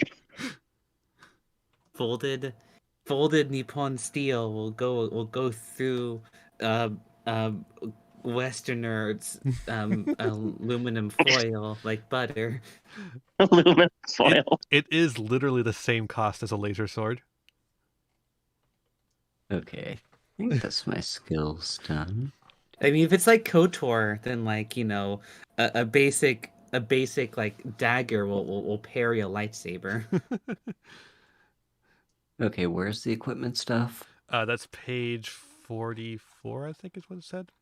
What I said? 48. Uh-huh. Okay. And it's page 48 starts with what all the key terms are, and then gets into encumbrance. We're not Mhm. going to really worry about encumbrance because we're all kind of weird creatures, and we'll just assume we have some hammer space.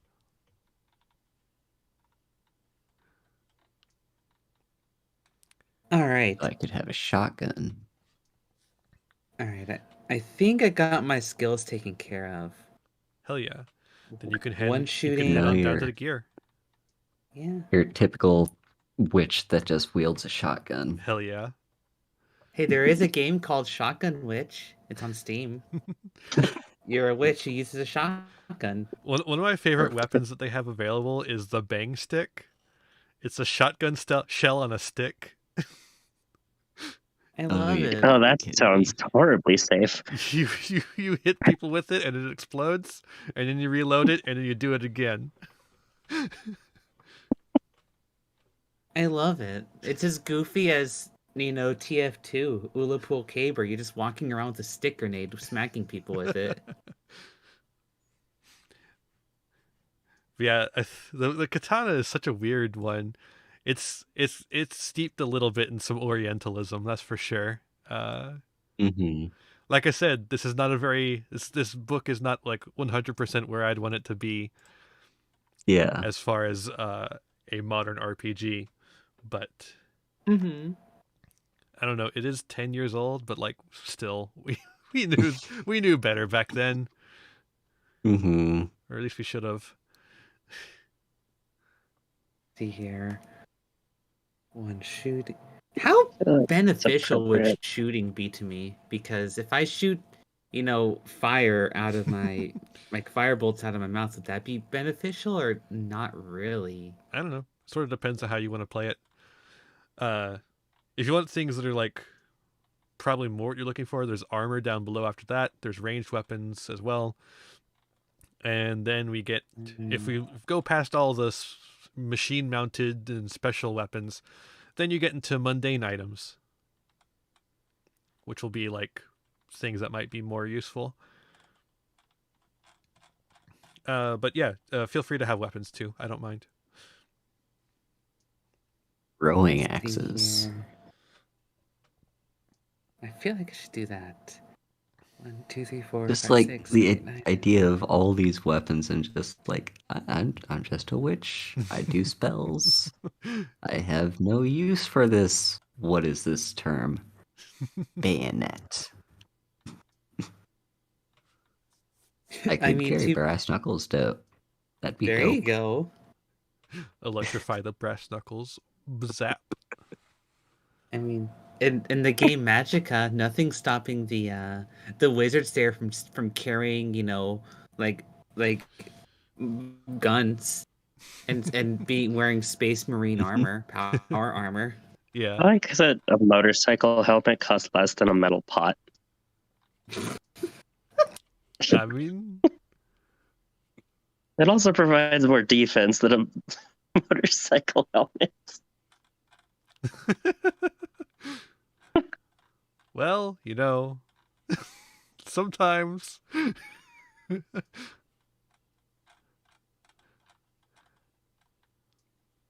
right, how much money are we given? Oh, I think the pot helm is supposed to be just a helm that looks like a pot. You start with 500. No, I mean the modern armor. Oh, and Just the steel modern armor? pot. Steel pot. That must be for, like, post-apocalyptic settings, Oh. I guess.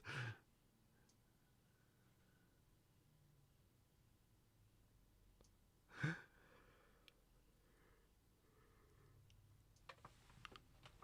course, it could just be a steel pot in any other sense. A Fire Emblem has a character that wears a steel pot.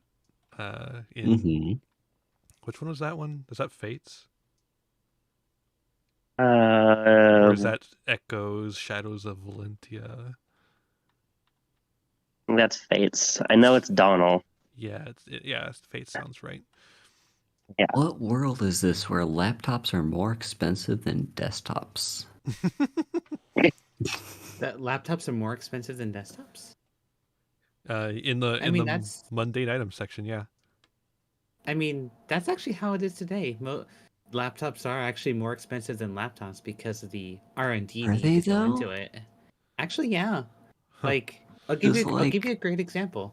Like a decent gaming, like a mid-range gaming computer, $900 desktop. That's just computer. Let's just assume you already have like a keyboard, mouse, and a monitor. The mid-range gaming computer is like $800-900. Same spec laptop, on average, double it. It's because of the R&D and the manufacturing of the specific casing and the PCB and everything to fit it all inside that small little thing. Small little case. I think what skews it for most people is that most people are getting like really cheap laptops. I think the cheapest laptop is cheaper than the cheaper desktops. Oh yeah, that's. I think once you get into the higher end laptops, the price explodes. Actually, yes. Like you can get yourself I don't get like the high end 2060 laptops.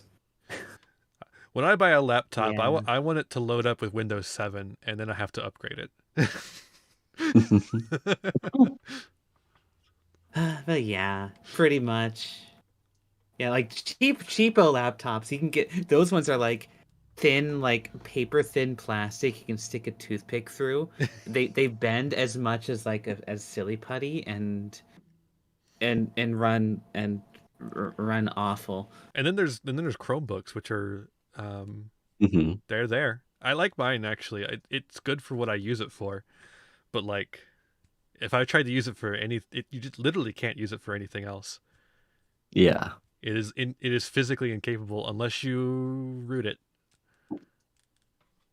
Yeah, I've gotten just like throwaway laptops in the past as like I just need a computer and I will use it temporarily. Hookning, thank you for the raid. Hi, Raylene. Hello. Oh my gosh, Ian, you're being hooked. Oh no. Oh no. Welcome everyone. Hi. Hello. Draw your last pathetic thank you card for the so I follow, can Dream end this, Defined. Yugi. Hi. We're doing a TTRPG. We're making characters for it, which we'll play next week. Hello, everyone. Draw your last pathetic card so Hookning, I thank you can for the end follow. this, Yugi. Thank you, everyone. How was your stream? I hope it went well.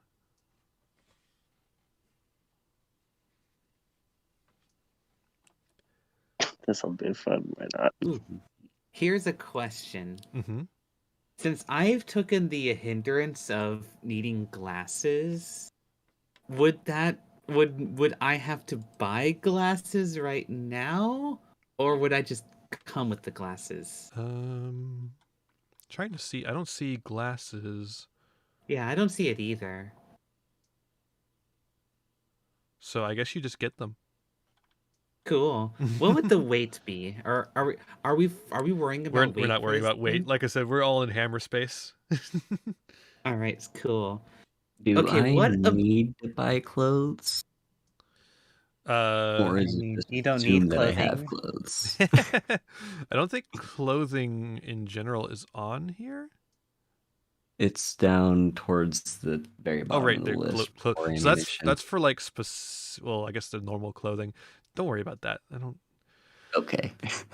This is for like, I think like the normal clothing is there just for completeness' sake, but like mostly it's about like the hiking boots, the fatigues, the formal clothing, Yeah. that kind of stuff, for determining like whether you have this certain thing. Oh, it's Mhm. Savage Worlds. Savage Worlds is a TTRPG system. This version of it was developed in 2011. It's a really simple, bare bones, generic RPG used for all sorts of kind of systems. It has tons of modules released, which can all be used to affect different systems and settings. It's really nice.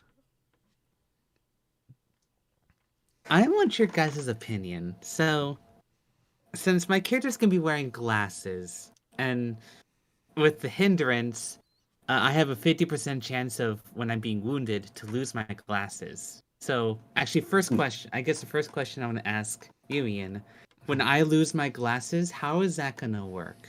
Is it just gonna be falling on the ground and then maybe pick it up after the battle or something? It's Or like, So it's gonna work kind of depending on the or situation. okay, But like if it's the sort of thing where like they got knocked down, like you can spend an action trying to pick them up and put them back on, you know. okay, So like you could go after them, or you could like I might do something where it's like, they're you got hit real bad. Give me a thing like a test to see if you can keep them on, you know. okay. I guess here's another question. How would would there be a chance that that my character would lose their glasses permanently or an extended period of time? I don't think I would put that kind of situation on you just because of Yeah. balance perspective, but I could see Okay. it happening potentially depending on the situation.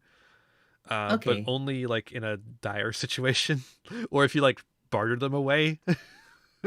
I, all right, guys, we need some money. Here, I'm gonna sell my glasses. But Like, Minnie, you can't see. Who needs sight when you can when you When just there's say gal friendship. every other sentence? so like that's This is it's hard for me to give concrete answers for this kind of thing, yeah, just because of the the nature of RPGs where like yeah. anything can happen. But that's Okay. sort of Mhm. the general thing. Hi, Bean. Okay, because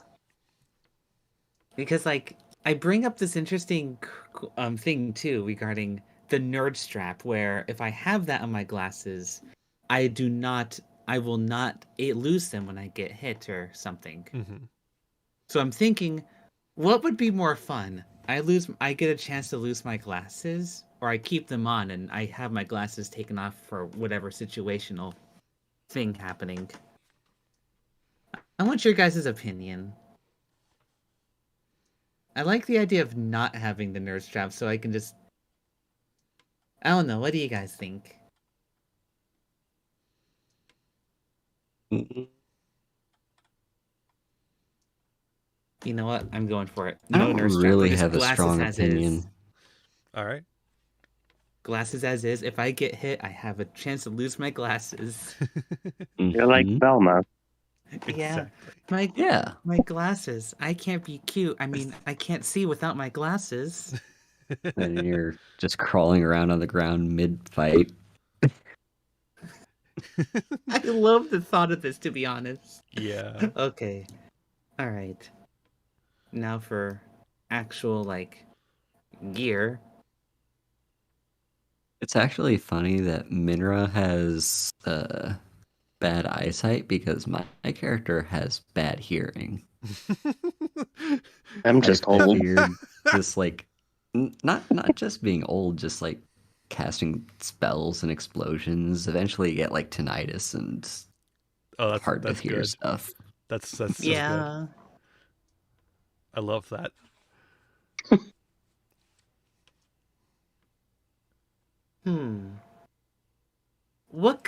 So for combat, what kind of weaponry are we allowed? Like, Well, it's a modern day, so anything that isn't futuristic, theoretically, you can have.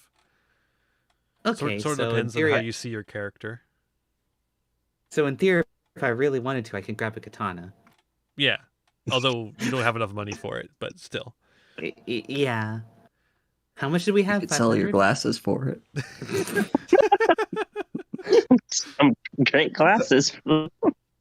Sold my glasses to get this wonderful katana made of folded Japanese steel. Now I can cut Yeah, through Comic everything. Con was great. I traded my glasses for this katana. While you were Now I busy use it as a walking stick. while you were busy seeing, I was studying the blade. Oh my gosh, that's such a goofy idea. I ain't doing that though. You use the katana like a blind person's walking stick. Tap, tap, tap, tap. Oh, sorry, did I nick your foot? Oh, I'm sorry. Tap, tap, tap, tap. Oh no, did I accidentally stab you? I'm sorry. Just casually walking along the path behind Mhm. you. Buildings are like cut in half. The trees have been like branched. Hey, it's like we said earlier. Any mission can be a stealth mission as long as everyone dies. And when you're blind and you have a katana, everyone dies. But wait a minute, Oh, is that that your reminds me of being the pyro. Okay, I'm like, I want a wand and a broom. Neither of these two things are on the items.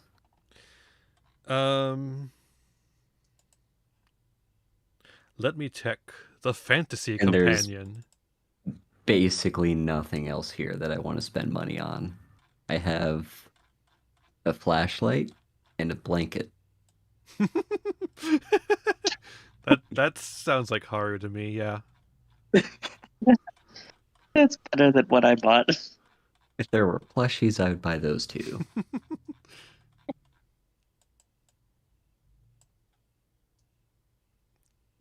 There was a raid. I just instinctively typed blanket as blanky. No, blankies are actually 50% more expensive. Wait, really?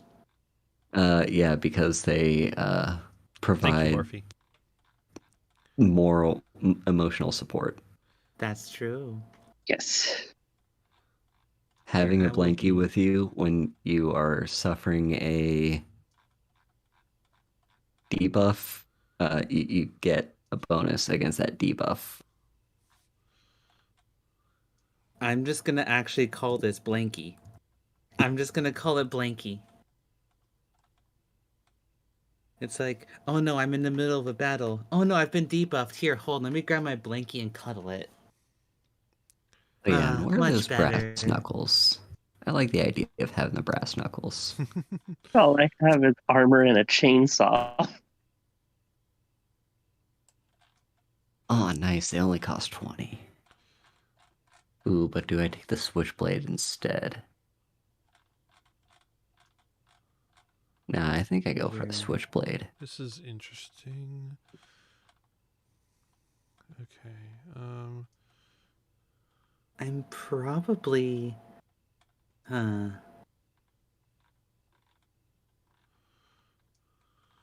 as for like an actual weapon, maybe I could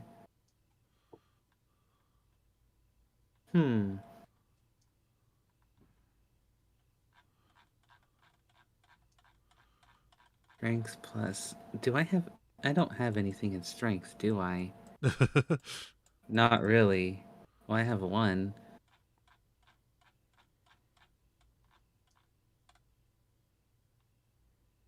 I could give myself a spear, but I would just be doing nothing. Well, actually, that'd be kind of funny. A smart glasses dragon who says "gal" every other sentence, with a spear on her back, and and breathes fire. That could be funny. Yeah. So actually, how does like your weapon like if I were to get a spear, how does combat with that work? Like, does it actually tie in with the strength attribute? It depends on the weapon. Because I'm looking at it right here. Spear has damage to strength plus d6. So if I have only, a d4, that'd be d4 plus d6. Yeah, that'd be for damage, and then you'd also do a I believe it's fighting roll with the spear, to see if you hit. If I remember correctly. Yeah, because there's a so yeah, you use it's a fighting roll for melee weapons. Ranged weapons would be a shooting roll. Right. Okay. Also, I do like, yeah. okay, I was just gonna say I've been looking at the treasure section of the fantasy companion, to see if I could find anything that would be like good for Haru, since Haru's looking for some stuff. And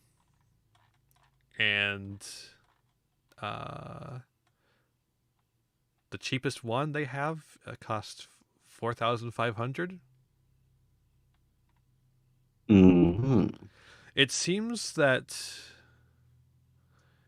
in the fantasy companion, wands are a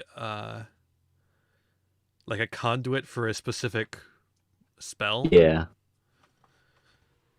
Should I just have like a wand for show? It doesn't actually benefit me in any way. Yeah, that's fine. Okay. I don't really care if you spend money on it either. If you, it's just however much you think it's worth or whatever. I don't care. I don't care. Hmm. Money's not going to be a huge concern. It's a two-parter. Money's not going to be a huge concern. I just realized I don't need to take climbing if I can fly. It's true. I'm just climbing with the Ooh. air, using the air as my ladder.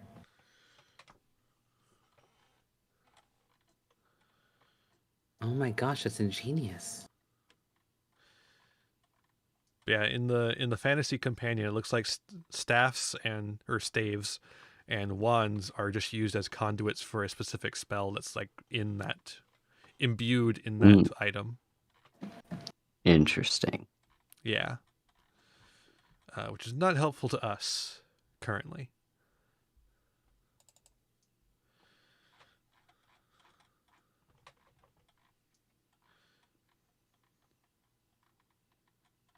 What would actually be a good weapon for? Oh, if we choose if we choose like a gun, are we gonna have to worry about ammo? Uh, There are bullets later down. yeah, there are. Yeah. Um, Do we want to worry about ammo or just make it like I don't know. yeah, I think we'd have to Okay. as a balance mechanic.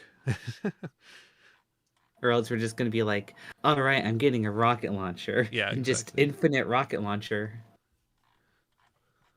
Resident Evil style with the infinite launcher.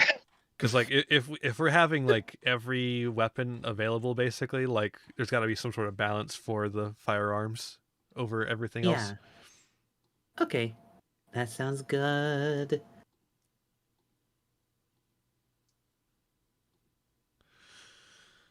I don't like keeping track of ammo, but it's just a fact of the matter. Yeah, as long as we individually keep track of it, we'd be Yeah. okay. Exactly. I don't need ammo though because I can just shoot fire out of my mouth. Although you do have your own personal ammo, which is the amount of power points you have. But also you could do it like 20 times, so it's not really much of a concern.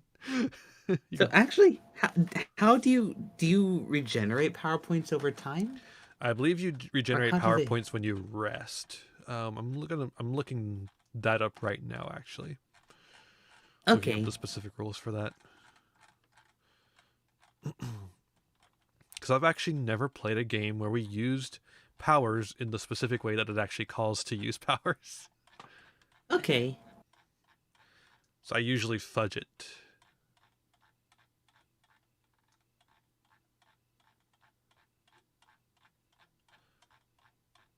Everyone gets to listen to my mouse for a little bit. My mouse going rip, rip, rip, rip, rip. Mouse ASMR. It's okay. I've been sitting on the idea of a typing ASMR stream where I just don't talk, but all I do is just type. Just put my microphone at my keyboard and just type for like 2 hours.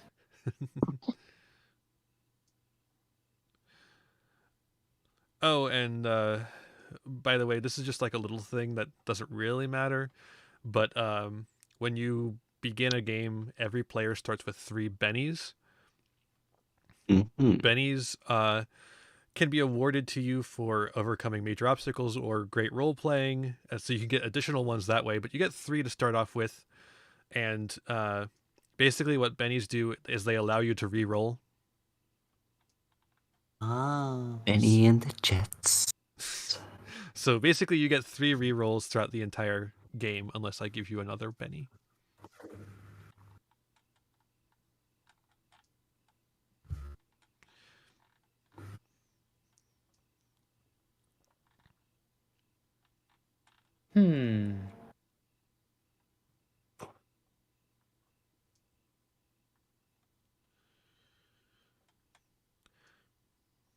Oh, also, if you get a critical hit on an attack, you add a d6 to the damage.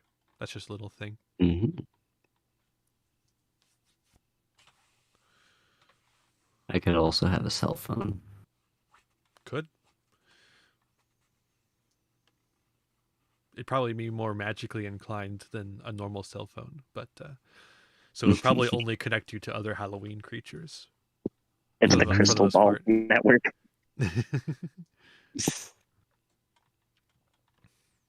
Yeah, crystal balls are so 80s. Okay. I The new think thing I've is decided I am Blackberries. gonna get. We've Yeah. gone from Ah. scrying glass to this scrying Google Glass.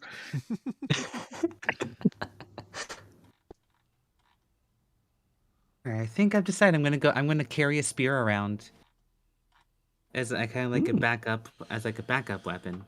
Draw your last pathetic card so Oh, I can Gage, end thank you Oh, for no, the you're follow. Thank you Thank so you. much. Hey, Gage. Yeah. Yay. Like, let's see. Thank you. Enemy is like, oh no, they're too close. Poke, poke, poke, die. Okay, thank you so take much that. for dropping by. I'm glad you were able to stop by.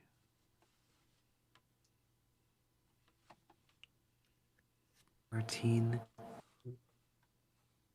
Shooting. Well, shooting. Okay, so as far as healing, the healing skill can be used to treat any wound suffered within the last hour. Each attempt takes 10 minutes. That's like in combat healing, I believe. And then after the hour is up, it's down to natural healing. And medical attention can give modifiers to that.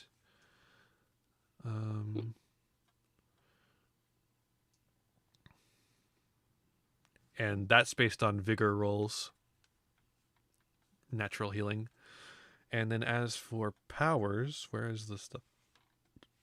Oh, cool. That's where it ends. I guess it's somewhere else then. Must be in the arcane section, maybe. But that's how damage works.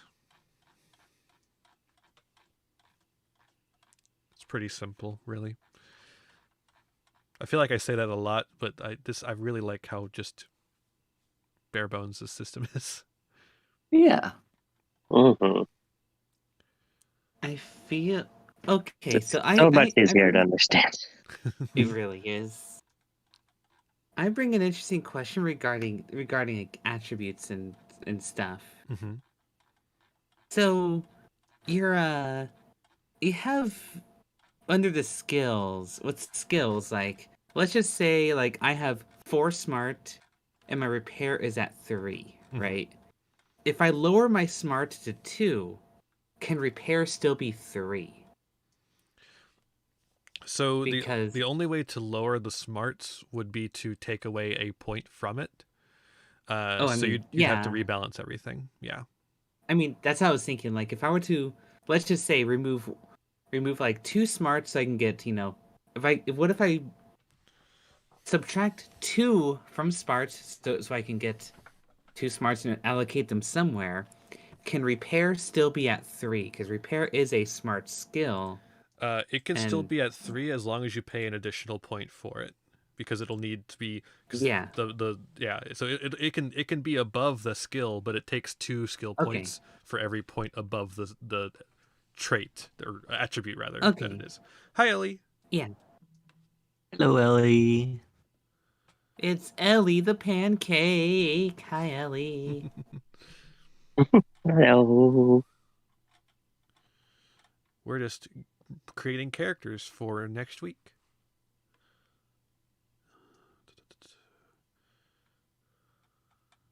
Doing well, Ellie. How are you? With that, I Oh, here we feel go. like I should. Heroes recover 1 power point per hour. Okay. So Okay. so every hour you get 1 back. That's Are we doing? And we're doing in-game hour or in game, like or not out not out of game. yeah? It'd be like Oh, a I can't real-time stream mobile tonight. game. I need to recover my PowerPoint. Actually, there should be It's plenty of like time for you to recover PowerPoints in between streams. There's a whole week. Yep. that's true. Glad to hear it, Ellie. Um, I'm trying to think here. I feel like I should have at least one more one in strength because I'm a dragon. I'm inherently strong. That's fair. But what did spirit do? Would spirit benefit me? Spirit. It benefits your intimidation. By like helping you make that intimidation, but like, otherwise, let's see. Yours is based on, yeah, like really, there's nothing specifically that it benefits you for, unless your intimidation is ends up higher than your spirit. Yeah. But it also is just a good thing in general. Like all the stats or all the attributes are good to have high, but obviously you can't have them all high. Okay. Because like sometimes I might make you roll spirit on its own. Right. You know what then? I will actually keep my stats as is, and I will just hang on to this. And I'll do a spear. Yeah. Yeah, it'll be 1d4 plus 1d6. But hey, you know what though? That's still better than. That's still okay. And like I'll probably have you guys level up at some point in this game, maybe a few times. Um, even though it's only 2 sessions, I might have you level up a few times, like after game 1, like session 1. Okay. In which case you'd be able to. So like when you level up, you can take you get to take an edge for every level up, and there is an edge that literally just gives you 1 more attribute point. Ooh, nice. Yeah, I'll do And that. I think there's one that gives you like I think it's 2 more skill points.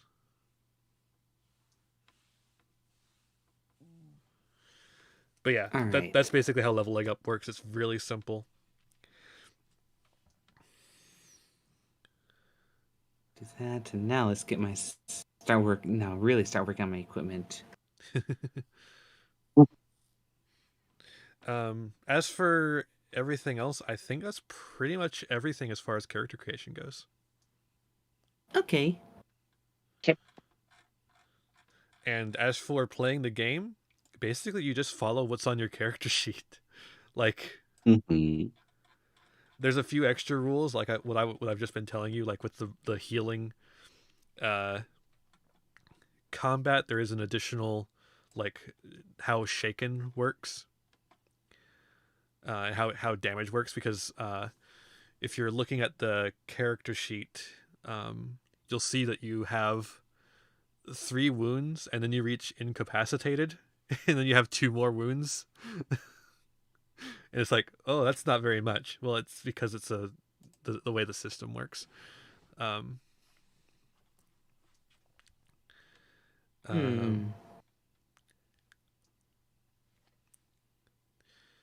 How do we determine the range of a weapon?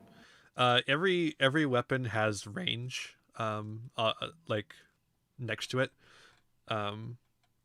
Melee weapons obviously don't have range because they're just melee. But if it's like a gun or something, it'll tell you the range next to it. Okay. It'll have three numbers right next to each other. That's the close range. Yeah. That's they got the close range, the mid range, and the long range. The long range is as far as it can reach. Mm-hmm. Because I have for the spear, it says in the notes, reach 1. What does that mean? That just means that it can reach. So it has a little bit extra range than a regular weapon. All right, So so probably they like one extra. Yeah, one extra you space, don't have right? to be like in their zone to hit them, basically. Okay.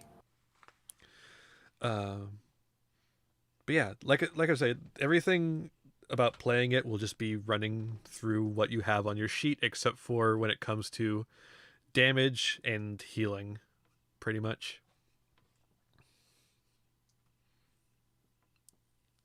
All right, let's see here. 500 minus 100 minus 10 minus 25 minus 50. That is 400, 390, 70, 365, 315. Okay, 315 right now.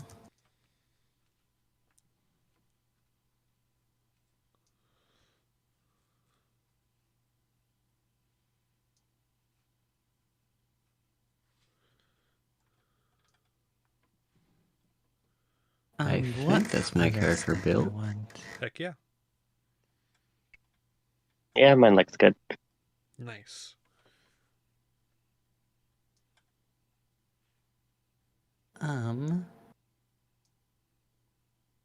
Ooh, a crowbar. It could be Gordon Freeman. I don't think the crowbar has melee stats. Dang it. We can make them up though, pretty easy. It'd probably just be another blunt weapon, so it'd probably be a D8. Mm-hmm. Toolkit. What does a toolkit do? It's a kit of tools. Basically, it means you have a bunch of tools available to use. Well, I do have I do have some points in repair, so Hey. that would make sense to have. Toolkit. That is, how much is that? 200. Alright. Minus 200, that gives me 115. 115 left. Alright, note this stuff down. Backpack. Do we need a bedroll?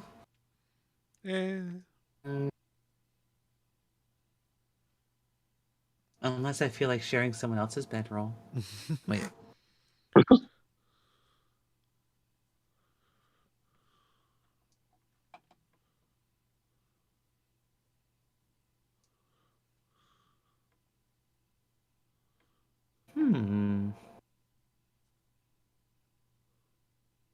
10 feet of rope. That's not a bad idea to have.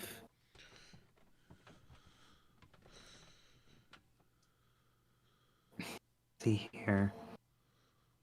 Blanky, add toolkit.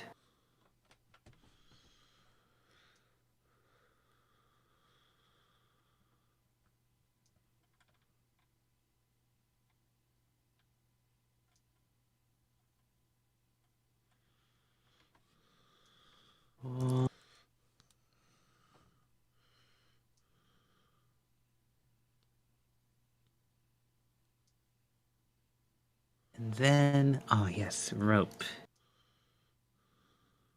Rope. FT. That is 10. Okay.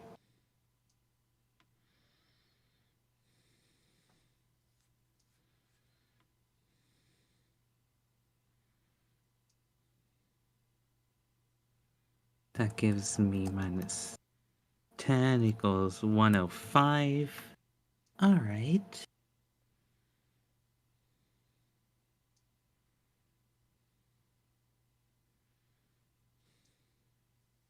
But ooh, a handheld does sound kind of cool.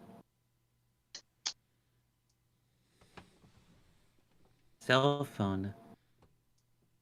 Call up my monster buddies.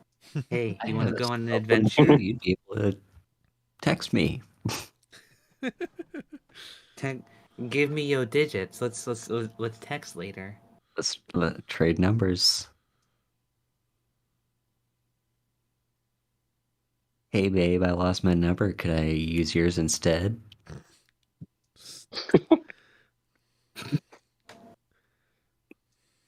Okay, here is an interesting question regarding cell phones and computers. Are in this world, well, right now, modern day cell phones are literally pocket computers. Are these cell phones gonna be a pocket computer, or are they considered like a Nokia, like an old Nokia from back in the day? I don't know. It's sort of nebulous. So if we get a cell phone, would we assume that it's like a smartphone? Probably Or just something like a... that, yeah. Okay. Cool, because I'm gonna go for a cell phone then.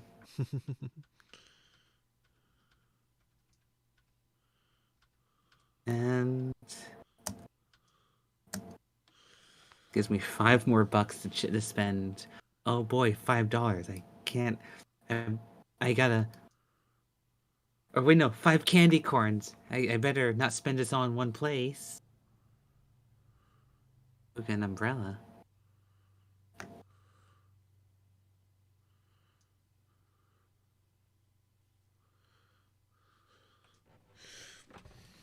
Umbrella and... There is one more mechanic that I haven't mentioned yet. It's a mechanic called raises.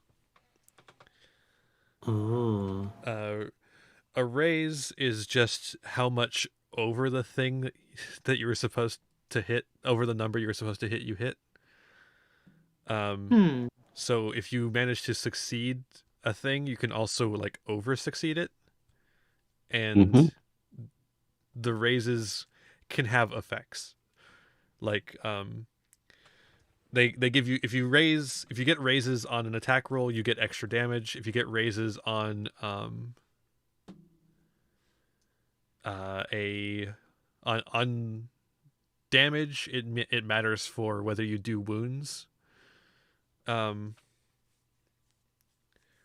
Just stuff like that. And it's basically over whatever the target number is for you, however much you did over that. And every 4 points over that is one raise. So if the target number is 2 and you roll a 6, that's one raise. But if you roll a 12, that's 2 raises, because you subtract the 2, and you have the 4 and the 4, and then some extra. But the extra doesn't matter for how many raises you got.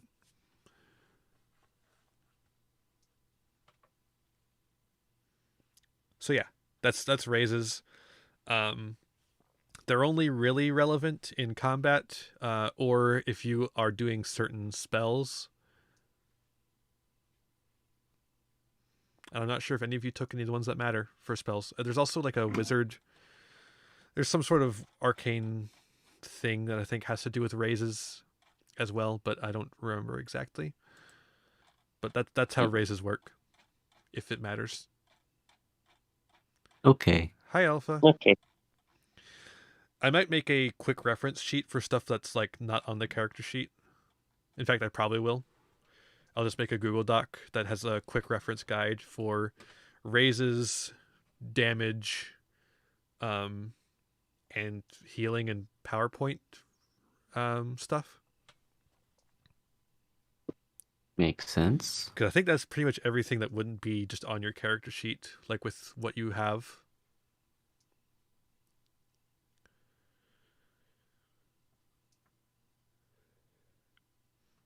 And since this is a Google Doc, I can always just add things later if we need them.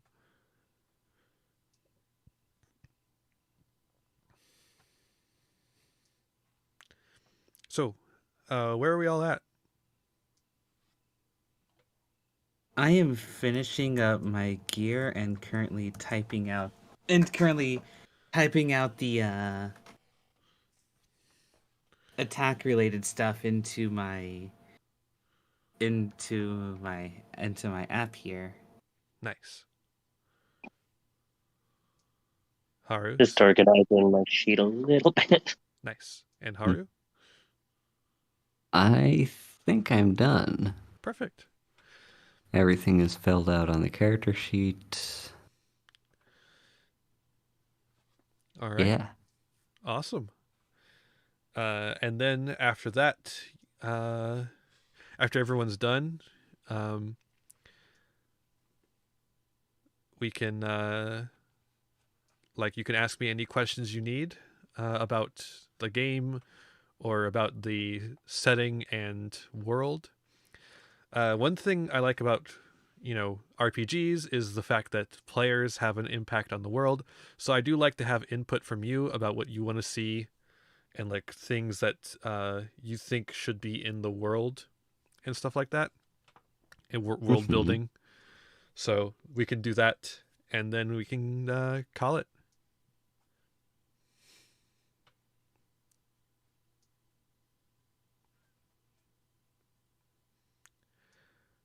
So yeah, how's chat doing? Nice.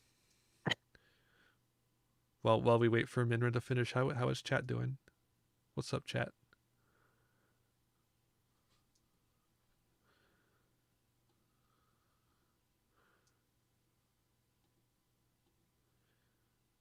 That one, and then That is feeling shy. Apparently. one,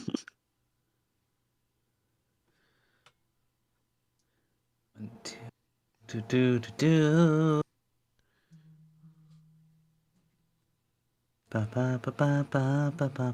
So regarding my bolt attack, so it's just to cast more, I would need to how many power points per extra bolt? It's the same do I amount for need? one bolt. So if you're gonna cast 3 bolts, you just need 3 power points. Okay. That's why I was so confused about why the bigger one costs the same as 2. Yeah. When it's only the power of 1.5. Yeah. A very strange circumstance. And look at that. That's just damage. The bolt is just 2d6. All right. So a single bolt is 1 power point. 1 PP. All right. All right. All right, that sounds good. All right. In that case, if you are done, does anyone have any questions?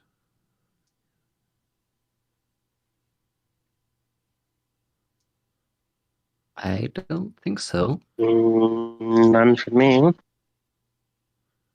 Can't think of anything myself. Perfect. All right. So, yeah, does anyone have any suggestions for the world then? This can be just about anything. Like, I've told you basically everything I have in mind already about the world. If there's anything you want to fill out, now is the time.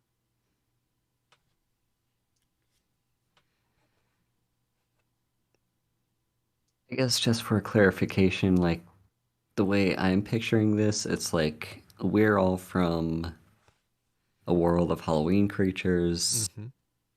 and the campaigns basically we got spilled into the human world.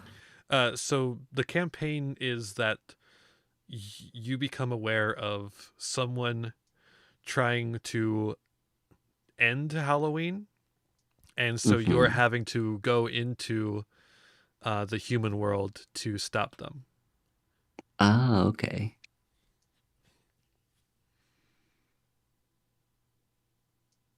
Uh-oh. Oh. Oh, okay. Safi's back. Oh, okay. Right. So yeah, Are we gonna worry about armor for the game? yes, armor is important. Or rather, Okay. toughness is important, and armor goes Mhm. into toughness. So, Okay, and let's just say we didn't get any armor during our buy phase. well, if you still have money, you can go get some. Also, I think I'm gonna do that then. if you, I mean, like I said, it doesn't necessarily matter because you should have innate toughness from your vigor stat, or rather, Mhm. you will because even if you didn't take anything in vigor, you still have a D4 in vigor. Yeah.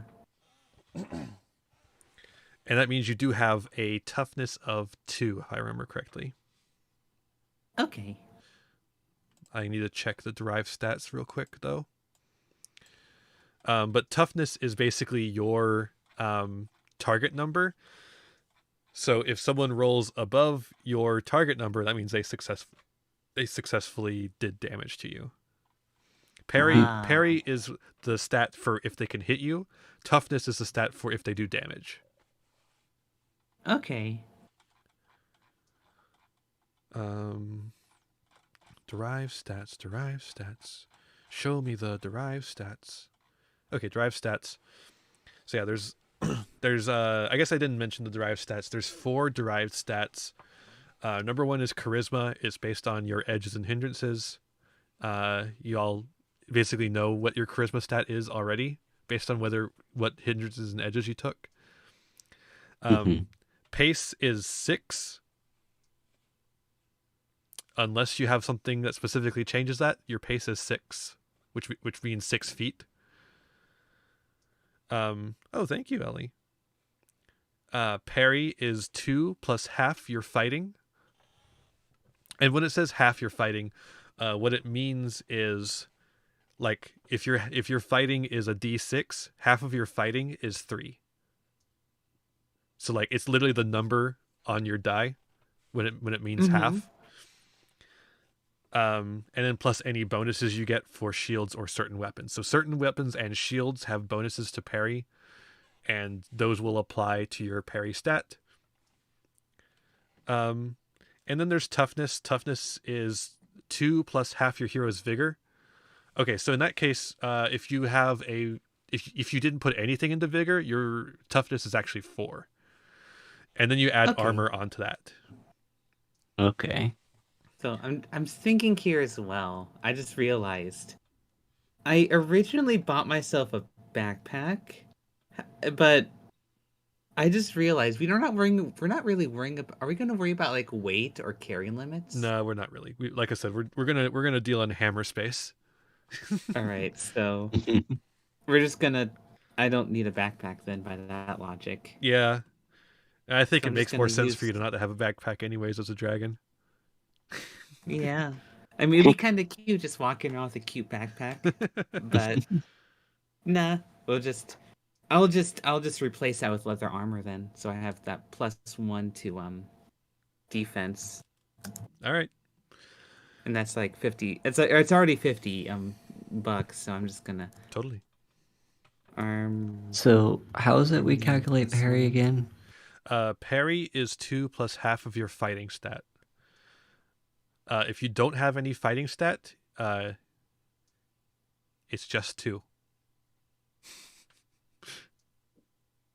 I'm assuming I don't because I don't see one. It's possible you didn't take fighting, in which case your parry is 2. Okay. But again, that's just your target number for being hit. Just because you're hit doesn't mean you're going to take damage, because your toughness is how you take damage. Yeah. And even beyond that, it's not exactly taking damage either, because if they successfully hit your toughness, they only shake you. If you're shaken, then you'll take a wound if they hit you equal to your thing. Now, if they happen to hit your toughness and then do a raise on it, as in 4 extra damage, then you would be shaken and take a wound.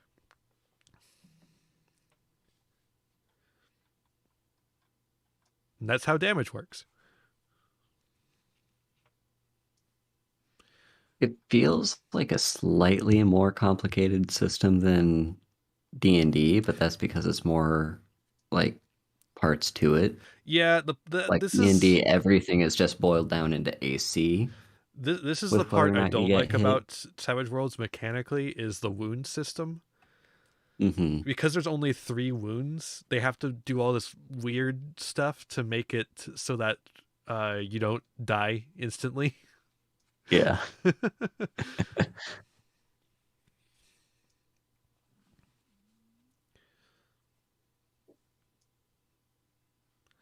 Although I suppose it does make it a little more realistic in that, that bullet didn't kill me because it like went through my shoulder, but now I'm shaken.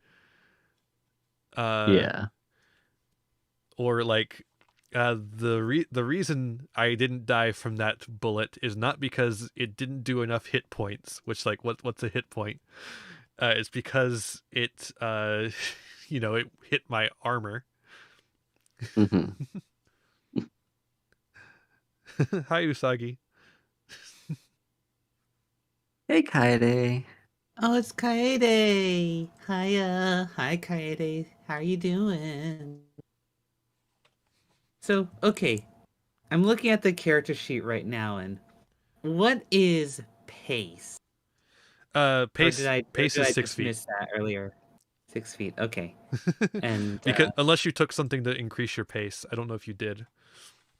I don't think so. No. Although lose one. actually, did you take flying for I your did race? actually. In that Mhm. case, if I remember correctly, flying does something. Yeah. Okay. So, it means that instead of yeah, you can use your run to fly, I think is what that means.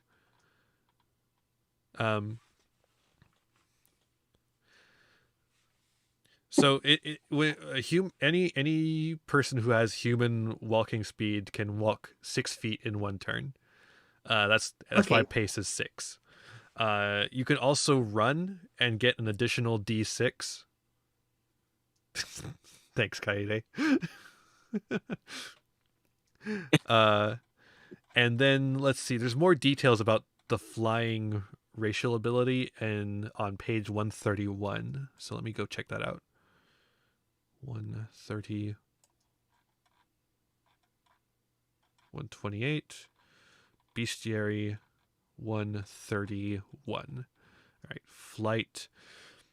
This creature can fly at the listed pace and ignores the effects of difficult ground. The flyer also has a climb score that reflects its in-air maneuverability. The number is entirely relative and is mostly used for chases to determine if the beast is more maneuverable than its foes. Okay, that doesn't really give me much detail. But I guess it just means you can move as much as you can run. Okay. Mhm. So I guess we'll just flight will just kind of assume. Yeah, so flight. is- Oh, I see. So flight, you can go at it's exactly the same as walking for you. So you can have your base okay. pace, and then you can also run to get the additional d6 of distance. Mm-hmm. It's run in quotation marks because you're not actually running. Yeah, and in that case, I'm just running as flying for me, right? Yeah. Or okay. Well, it's also you can just fly at normal pace as well. There's no restriction on Okay. whether you can fly or not fly. So Oh. you can move 6 feet in any direction basically, except for down, unless you're in the air Okay. already. And then you can use your run, quote unquote, to move an additional d6 feet. That sounds good. And charisma. Now this is an interesting question since I already have so many charisma debuffs. What is my charisma? Oh gosh. Well, remember, one of them is only a debuff for some people, and one of them is a permanent debuff. Let's see here. One of them is I have a charisma of -1. I gotta write this down just so I don't. All right. Charisma math. Let's gal. Charisma math. -1. Gal every other sentence. So that's a permanent debuff. Mm-hmm. I have -4 to trait test when near near water phobia. -2 on without glass traits without glasses. And then there's just -4 charisma around non-Halloween creatures. There we go. Is that it? Is that it? Yep. Oh, I felt like I had more. Nah, like it's I just a had- lot for one of them. One of them gives you like a Okay. -4. All right. So in that case, my charisma starts off at -1. Mm-hmm. And it only goes down from there. Yay. Yay. Who needs talking when you can just gal every other sentence? Mood. And then parry is just 2 plus half of your fighting stat. And then toughness is 2 plus half of your vigor, and then add armor. Parry 2 plus half. I don't know what your Half. fighting stat is, but What would be it's a my skill. skill? So if you didn't take that skill, then you just have 2 parry. Yeah, I don't have anything under shooting or fighting, so it's just 2. Yep. Unless you can divide by 0. It does not allow you. It's just 2. Dang. Dang. Now, Alright. and then toughness is 2 plus half of your vigor, and you definitely have some vigor, because vigor is a trait. That means that is 2 plus. So I have 1 in vigor. Does that mean I just get plus 1? So you have 1 in vigor. That means it's a d6. No, I mean not 1. I'm sorry. The D4. D4. That means it's 2 plus 2. 4. Oh, so it's Yeah, so because it's just you 2 plus take 2? the number part of it, the d4. You take the 4 part of that, divide it in half, Oh. and then add 2. Okay, that makes sense. Yeah, and then you add armor. I don't know what armor you have, if any, or if you took that racial trait of armor? I didn't know. Okay. So toughness is 2 plus 1/2 vigor. Yeah, which is 4, and armor, which how do you calculate armor again? It's the Armor would be any armor that you're wearing would have a stat for how much armor you get. Okay. It's easier if you have a character sheet in front of you, Morphe. Yeah. Yeah. If you have a character sheet in front of you, all the things that I'm saying should make pretty much perfect sense. Yeah. Okay, so by that logic, if I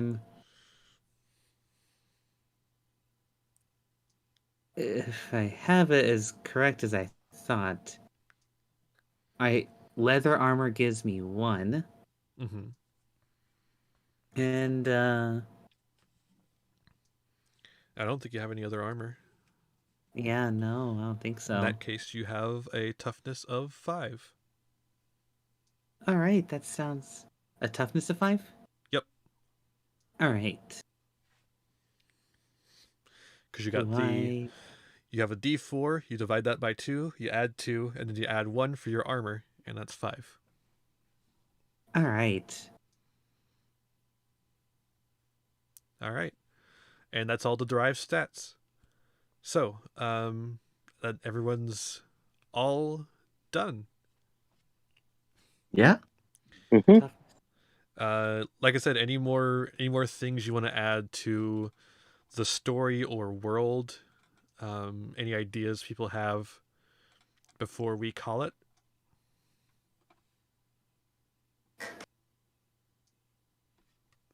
I can't think of anything else. All right. No. No. All right. This sort of thing, it like when I already have basically an established like this is who you are kind of thing, it makes it a little harder for you to find things like when you come up with like who you are as a background and everything, it makes it's easier to come up with things to add to the story. Like, oh, I came from this monastery, and now we have to come up with this monastery's whole history and stuff like that. Mm-hmm. But like in this situation with a 2-shot, I kind of want to have things already going off the ground, hit the ground running. Don't want to dawdle around in like a bar trying to get the party together or anything. Yeah. Yeah. But there's still things you could add if you wanted to the story, like, and what like, kind of. Can you all like run me through what your characters are kind of like as people rather than just as a list of stats that we just went through? I didn't think that far. You have time. Maybe one of the other people can go first.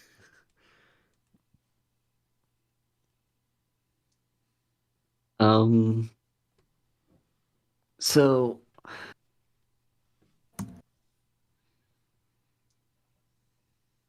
before I go into like committing to what my character is like, would there have been any opportunity at all for me to have learned about the human world before the events of our campaign? Oh, for sure. Okay. I imagine that the creatures from Halloween kind of come out every Halloween. Okay. So basically, like, I'm a witch, fairly young witch. Don't think the old crone. There's always a little witch academia. Mm-hmm. And I basically am just like a curious sort of person who has, read lots of books, done a lot of research. So that's why I have a particularly high knowledge stat and smart stat and stuff like that. Mm-hmm. Like I mentioned, I am actually a little bit hard of hearing because spells and explosions and stuff kind of hurt your eardrums, so you might have to speak up from time to time. Mm-hmm. Mm-hmm. And I also have taken a vow. It's just like a minor vow, but it's just kind of like a contract that I signed to be a witch. I figure there's like some rules that you should follow, typical guidelines of like, don't don't do anything to compromise the coven, stuff like that. Mm-hmm. And I imagine that's sort of why, like this bindingness to the coven might be why you're on this mission. Yeah. Oh, and one other thing, yeah, the reason I asked about prior knowledge to the human world is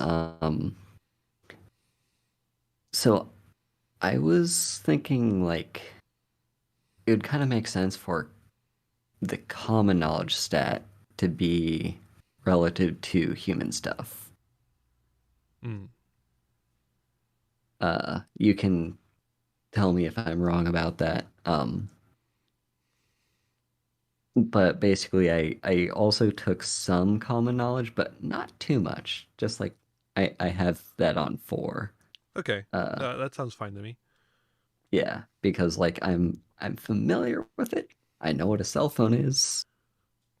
I've maybe looked through the human portal a few times, but besides that, I'm more familiar with how to be in Halloween Town. Uh-huh. Yeah. I think legally we have to not call it Halloween Town, but yes. Oh yeah, fair.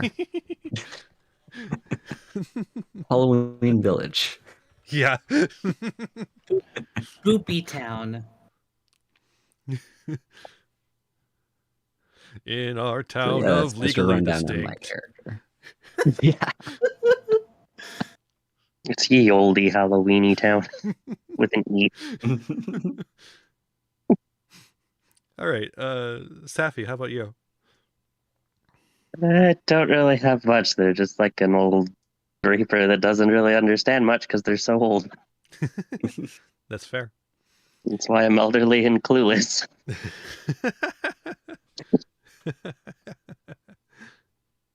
Growing up in the 90s be like that. The 1890s. That would explain the chainmail. What is this TikTok that these kids are doing these days? What's that, ticky-tack? Pick up a cuckoo clock. What is this? Why is it so entertaining? Sounds good to me. Any like little details you want to add in or anything? Nothing I could really think of. All right. And, keep in mind, you still have a week to think on anything if you want to add anything in before we actually get into it, too. So that's the good thing about doing character creation ahead of time. You get time to think before you actually do things. Mm-hmm. And Minra. All right, I just thought of this I just thought of this idea. Just out of, I don't know. I am a fire breathing fire dragon who's been around and just kind of been around and stuff. Oh gosh, my character sheet broke. Oh no! Oh dear! This hard to look using an app. Your character sheet breaks. You burned your own character sheet. Oh god! Oh gal! I burnt my character sheet. Well, I had to make it again. Oh no! So, I am Minra. I am a dragon that can breathe fire. I'm laid back, a little quiet, kind of. I have this tick that every other sentence, I gal. I don't know why gal, but I just happen to gal sometimes. Gal. But that gives problems of me wanting to talk to people because suddenly gal, no one wants to hear me gal every other sentence, gal. Yeah. But that's okay, gal, because there are small groups of friends who can deal with my gowing. With that, I've learned over the 270 years I've been alive, because dragons age weird. is that I've learned how to read a lot and learned how to investigate things. Aha. And I've learned this, and I've learned how to do some basic healing and how to do lots of repairs. Nice. And sometimes I'm chilling at a coffee shop. I can overhear some basic conversations, so I can pick up some good information on the street. Just a nice, all around, very smart dragon. And I have glasses because I can't see, and if I lose my glasses, I'm suddenly Velma from that one human show Scooby Doo. So I'm thinking, as I'm hearing this, I'm thinking that the three of you are chosen by a council, like the Council of Halloween, I suppose, as like chosen for your skills to go and do this task. And if we get the fourth player, that fourth player will also be chosen for their skills. But that's sort of what I'm thinking. And like maybe like I don't know if this, like, maybe Haru is chosen because of their knowledge of the human world. Maybe Haru is chosen as in like the coven is chosen and the coven sends Haru. I'm not exactly sure. That could be up to Haru. Makes sense. But the other two kind of seem like you two might just be chosen in general, just like, or rather specifically.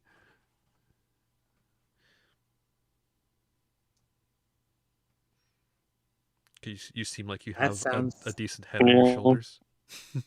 That sounds It's good. like getting summoned for jury duty. Like, hey, you've been summoned to help the council. Oh, not again.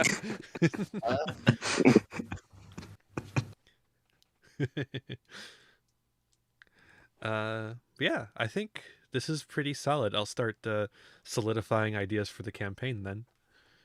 Sounds great. Awesome. I think we're just about done here. In that case, let's do some pluggables. Let's go down the line here again. Minra, what would you like to plug? Oh, okay. Check my SoundCloud. I'm joking. Not just do that meme. So, hi, I'm Minra. I'm a dragon and I gal. I'll plug. I don't know what the plug. How do you spell your? It's like it's Minra, right? For my Twitter, it's underscore Minra, and for my what do you call it? Twitch. For Twitch, it's Minra, one word. All right, so that should do it. There we go. Right? Yeah. Yep, that's it. And I like playing games. All right. Yeah. Make sure to follow Minra. Yes. Follow Minra for cute dragon stuff. Yes. Gal. Haru. So most of you probably already know me because I tend to do a lot of stuff with Ian. But in case you don't, I'm Haru. I stream. I do the Twitters. Although I really don't have all that much to plug right now because I'm kind of just like going day by day, seeing if I'll be able to stream. You're on Japan I'm trying time. to survive Japan right now, yes. So, I'm here though. You are here. I'm still active on like the Twitter and Discord and stuff. And that leaves Safi. Oh, make sure to follow Haru, by the way. So yeah, go Safi. Let's see. Twitter is Sapphire Worm, like WYRM, one word. And oh god, my Twitch is Saphira Fellwinter, all one word. I should be back to streaming tomorrow since my computer's been in the shop for like a week. Yeah. So, all I can think else to plug aside from that is I have my Discord, which has links from my Twitch and my Twitter. And I have a redesign coming up, which should at least have some sort of teaser coming out on Halloween. I'm very excited for it. I've been looking forward to it for a while. Make sure to follow Sappy for even more cute dragon stuff. Yes. It's the double cute dragon and Haru and Ian show. Sappy's a sweetie pie. Pass it on. Seth is a Van sweetie is pie. sweetie Pass it pie. on. You're all sweetie pies, which is why I have you here. Go. All right. Thank you. Yeah. Thank you, Ian. Yeah, It's thank you been all for doing this with me. It really means a lot that you guys wanted to do this with me and agreed to. Yeah, It means a lot that you wanted to do it with us. it Oh does. no, we've been chosen by the famous VTuber Ian. Mhm. Yeah. Make sure everyone drop by next week when we do the game part of the game. Mm-hmm. Hell yeah. Let's see here. Who are we going to raid? Ness is streaming. We could stream. We could raid Ness. Ness is a kaiju. Mhm. Kaiju. That's like big dragon. That's what in my lore, I'm kaiju. Fellow kaiju. Yeah, I think we'll do that. We're gonna raid Ness. Thank you everyone for coming. I hope you had a great time. Thank you to my wonderful guests for joining me. I hope you had a wonderful time. And I know I had a Draw wonderful your time. last Oh my god. pathetic card so I can Hellhounds, end thank you so this much for the feud. follow. Yay. Thank you. Yay. I hope you'll all drop by next week for this. Also drop by tomorrow because I'm going to be playing Spooky Civ 6. The next chapter Ooh. of my vampire Civ 6 run. Hell yeah. That's exciting. And remember that this is all part of my October tipathon, which you'll see we're still at $271. If we make it to 300, I'm going to be streaming a spooky Pokemon Emerald run, which means I only play Psychic, Dark, and Ghost type, and maybe some other spookies that aren't of those types. Like maybe some bugs that are spiders or something like that. Mhm. And yeah, and all this goes to helping me get a new computer so that I can entertain you even more. Hell Yay. yeah. And that's also That's why we're doing this stream here. This is my little event to help drum up interest and get people coming in. Even if you can't contribute any money, just showing up to support really does help. It helps get other people in here, and it just helps keep the energy up, and I really appreciate it. Yeah. All right. Mhm. All right. I think, and also that means we hit the follower goal for real. The daily follower goal of 5 follows. That's really cool. Thank you, everyone. Yeah. Awesome. Very nice. Congratulations. All right. I think we're going to head out then.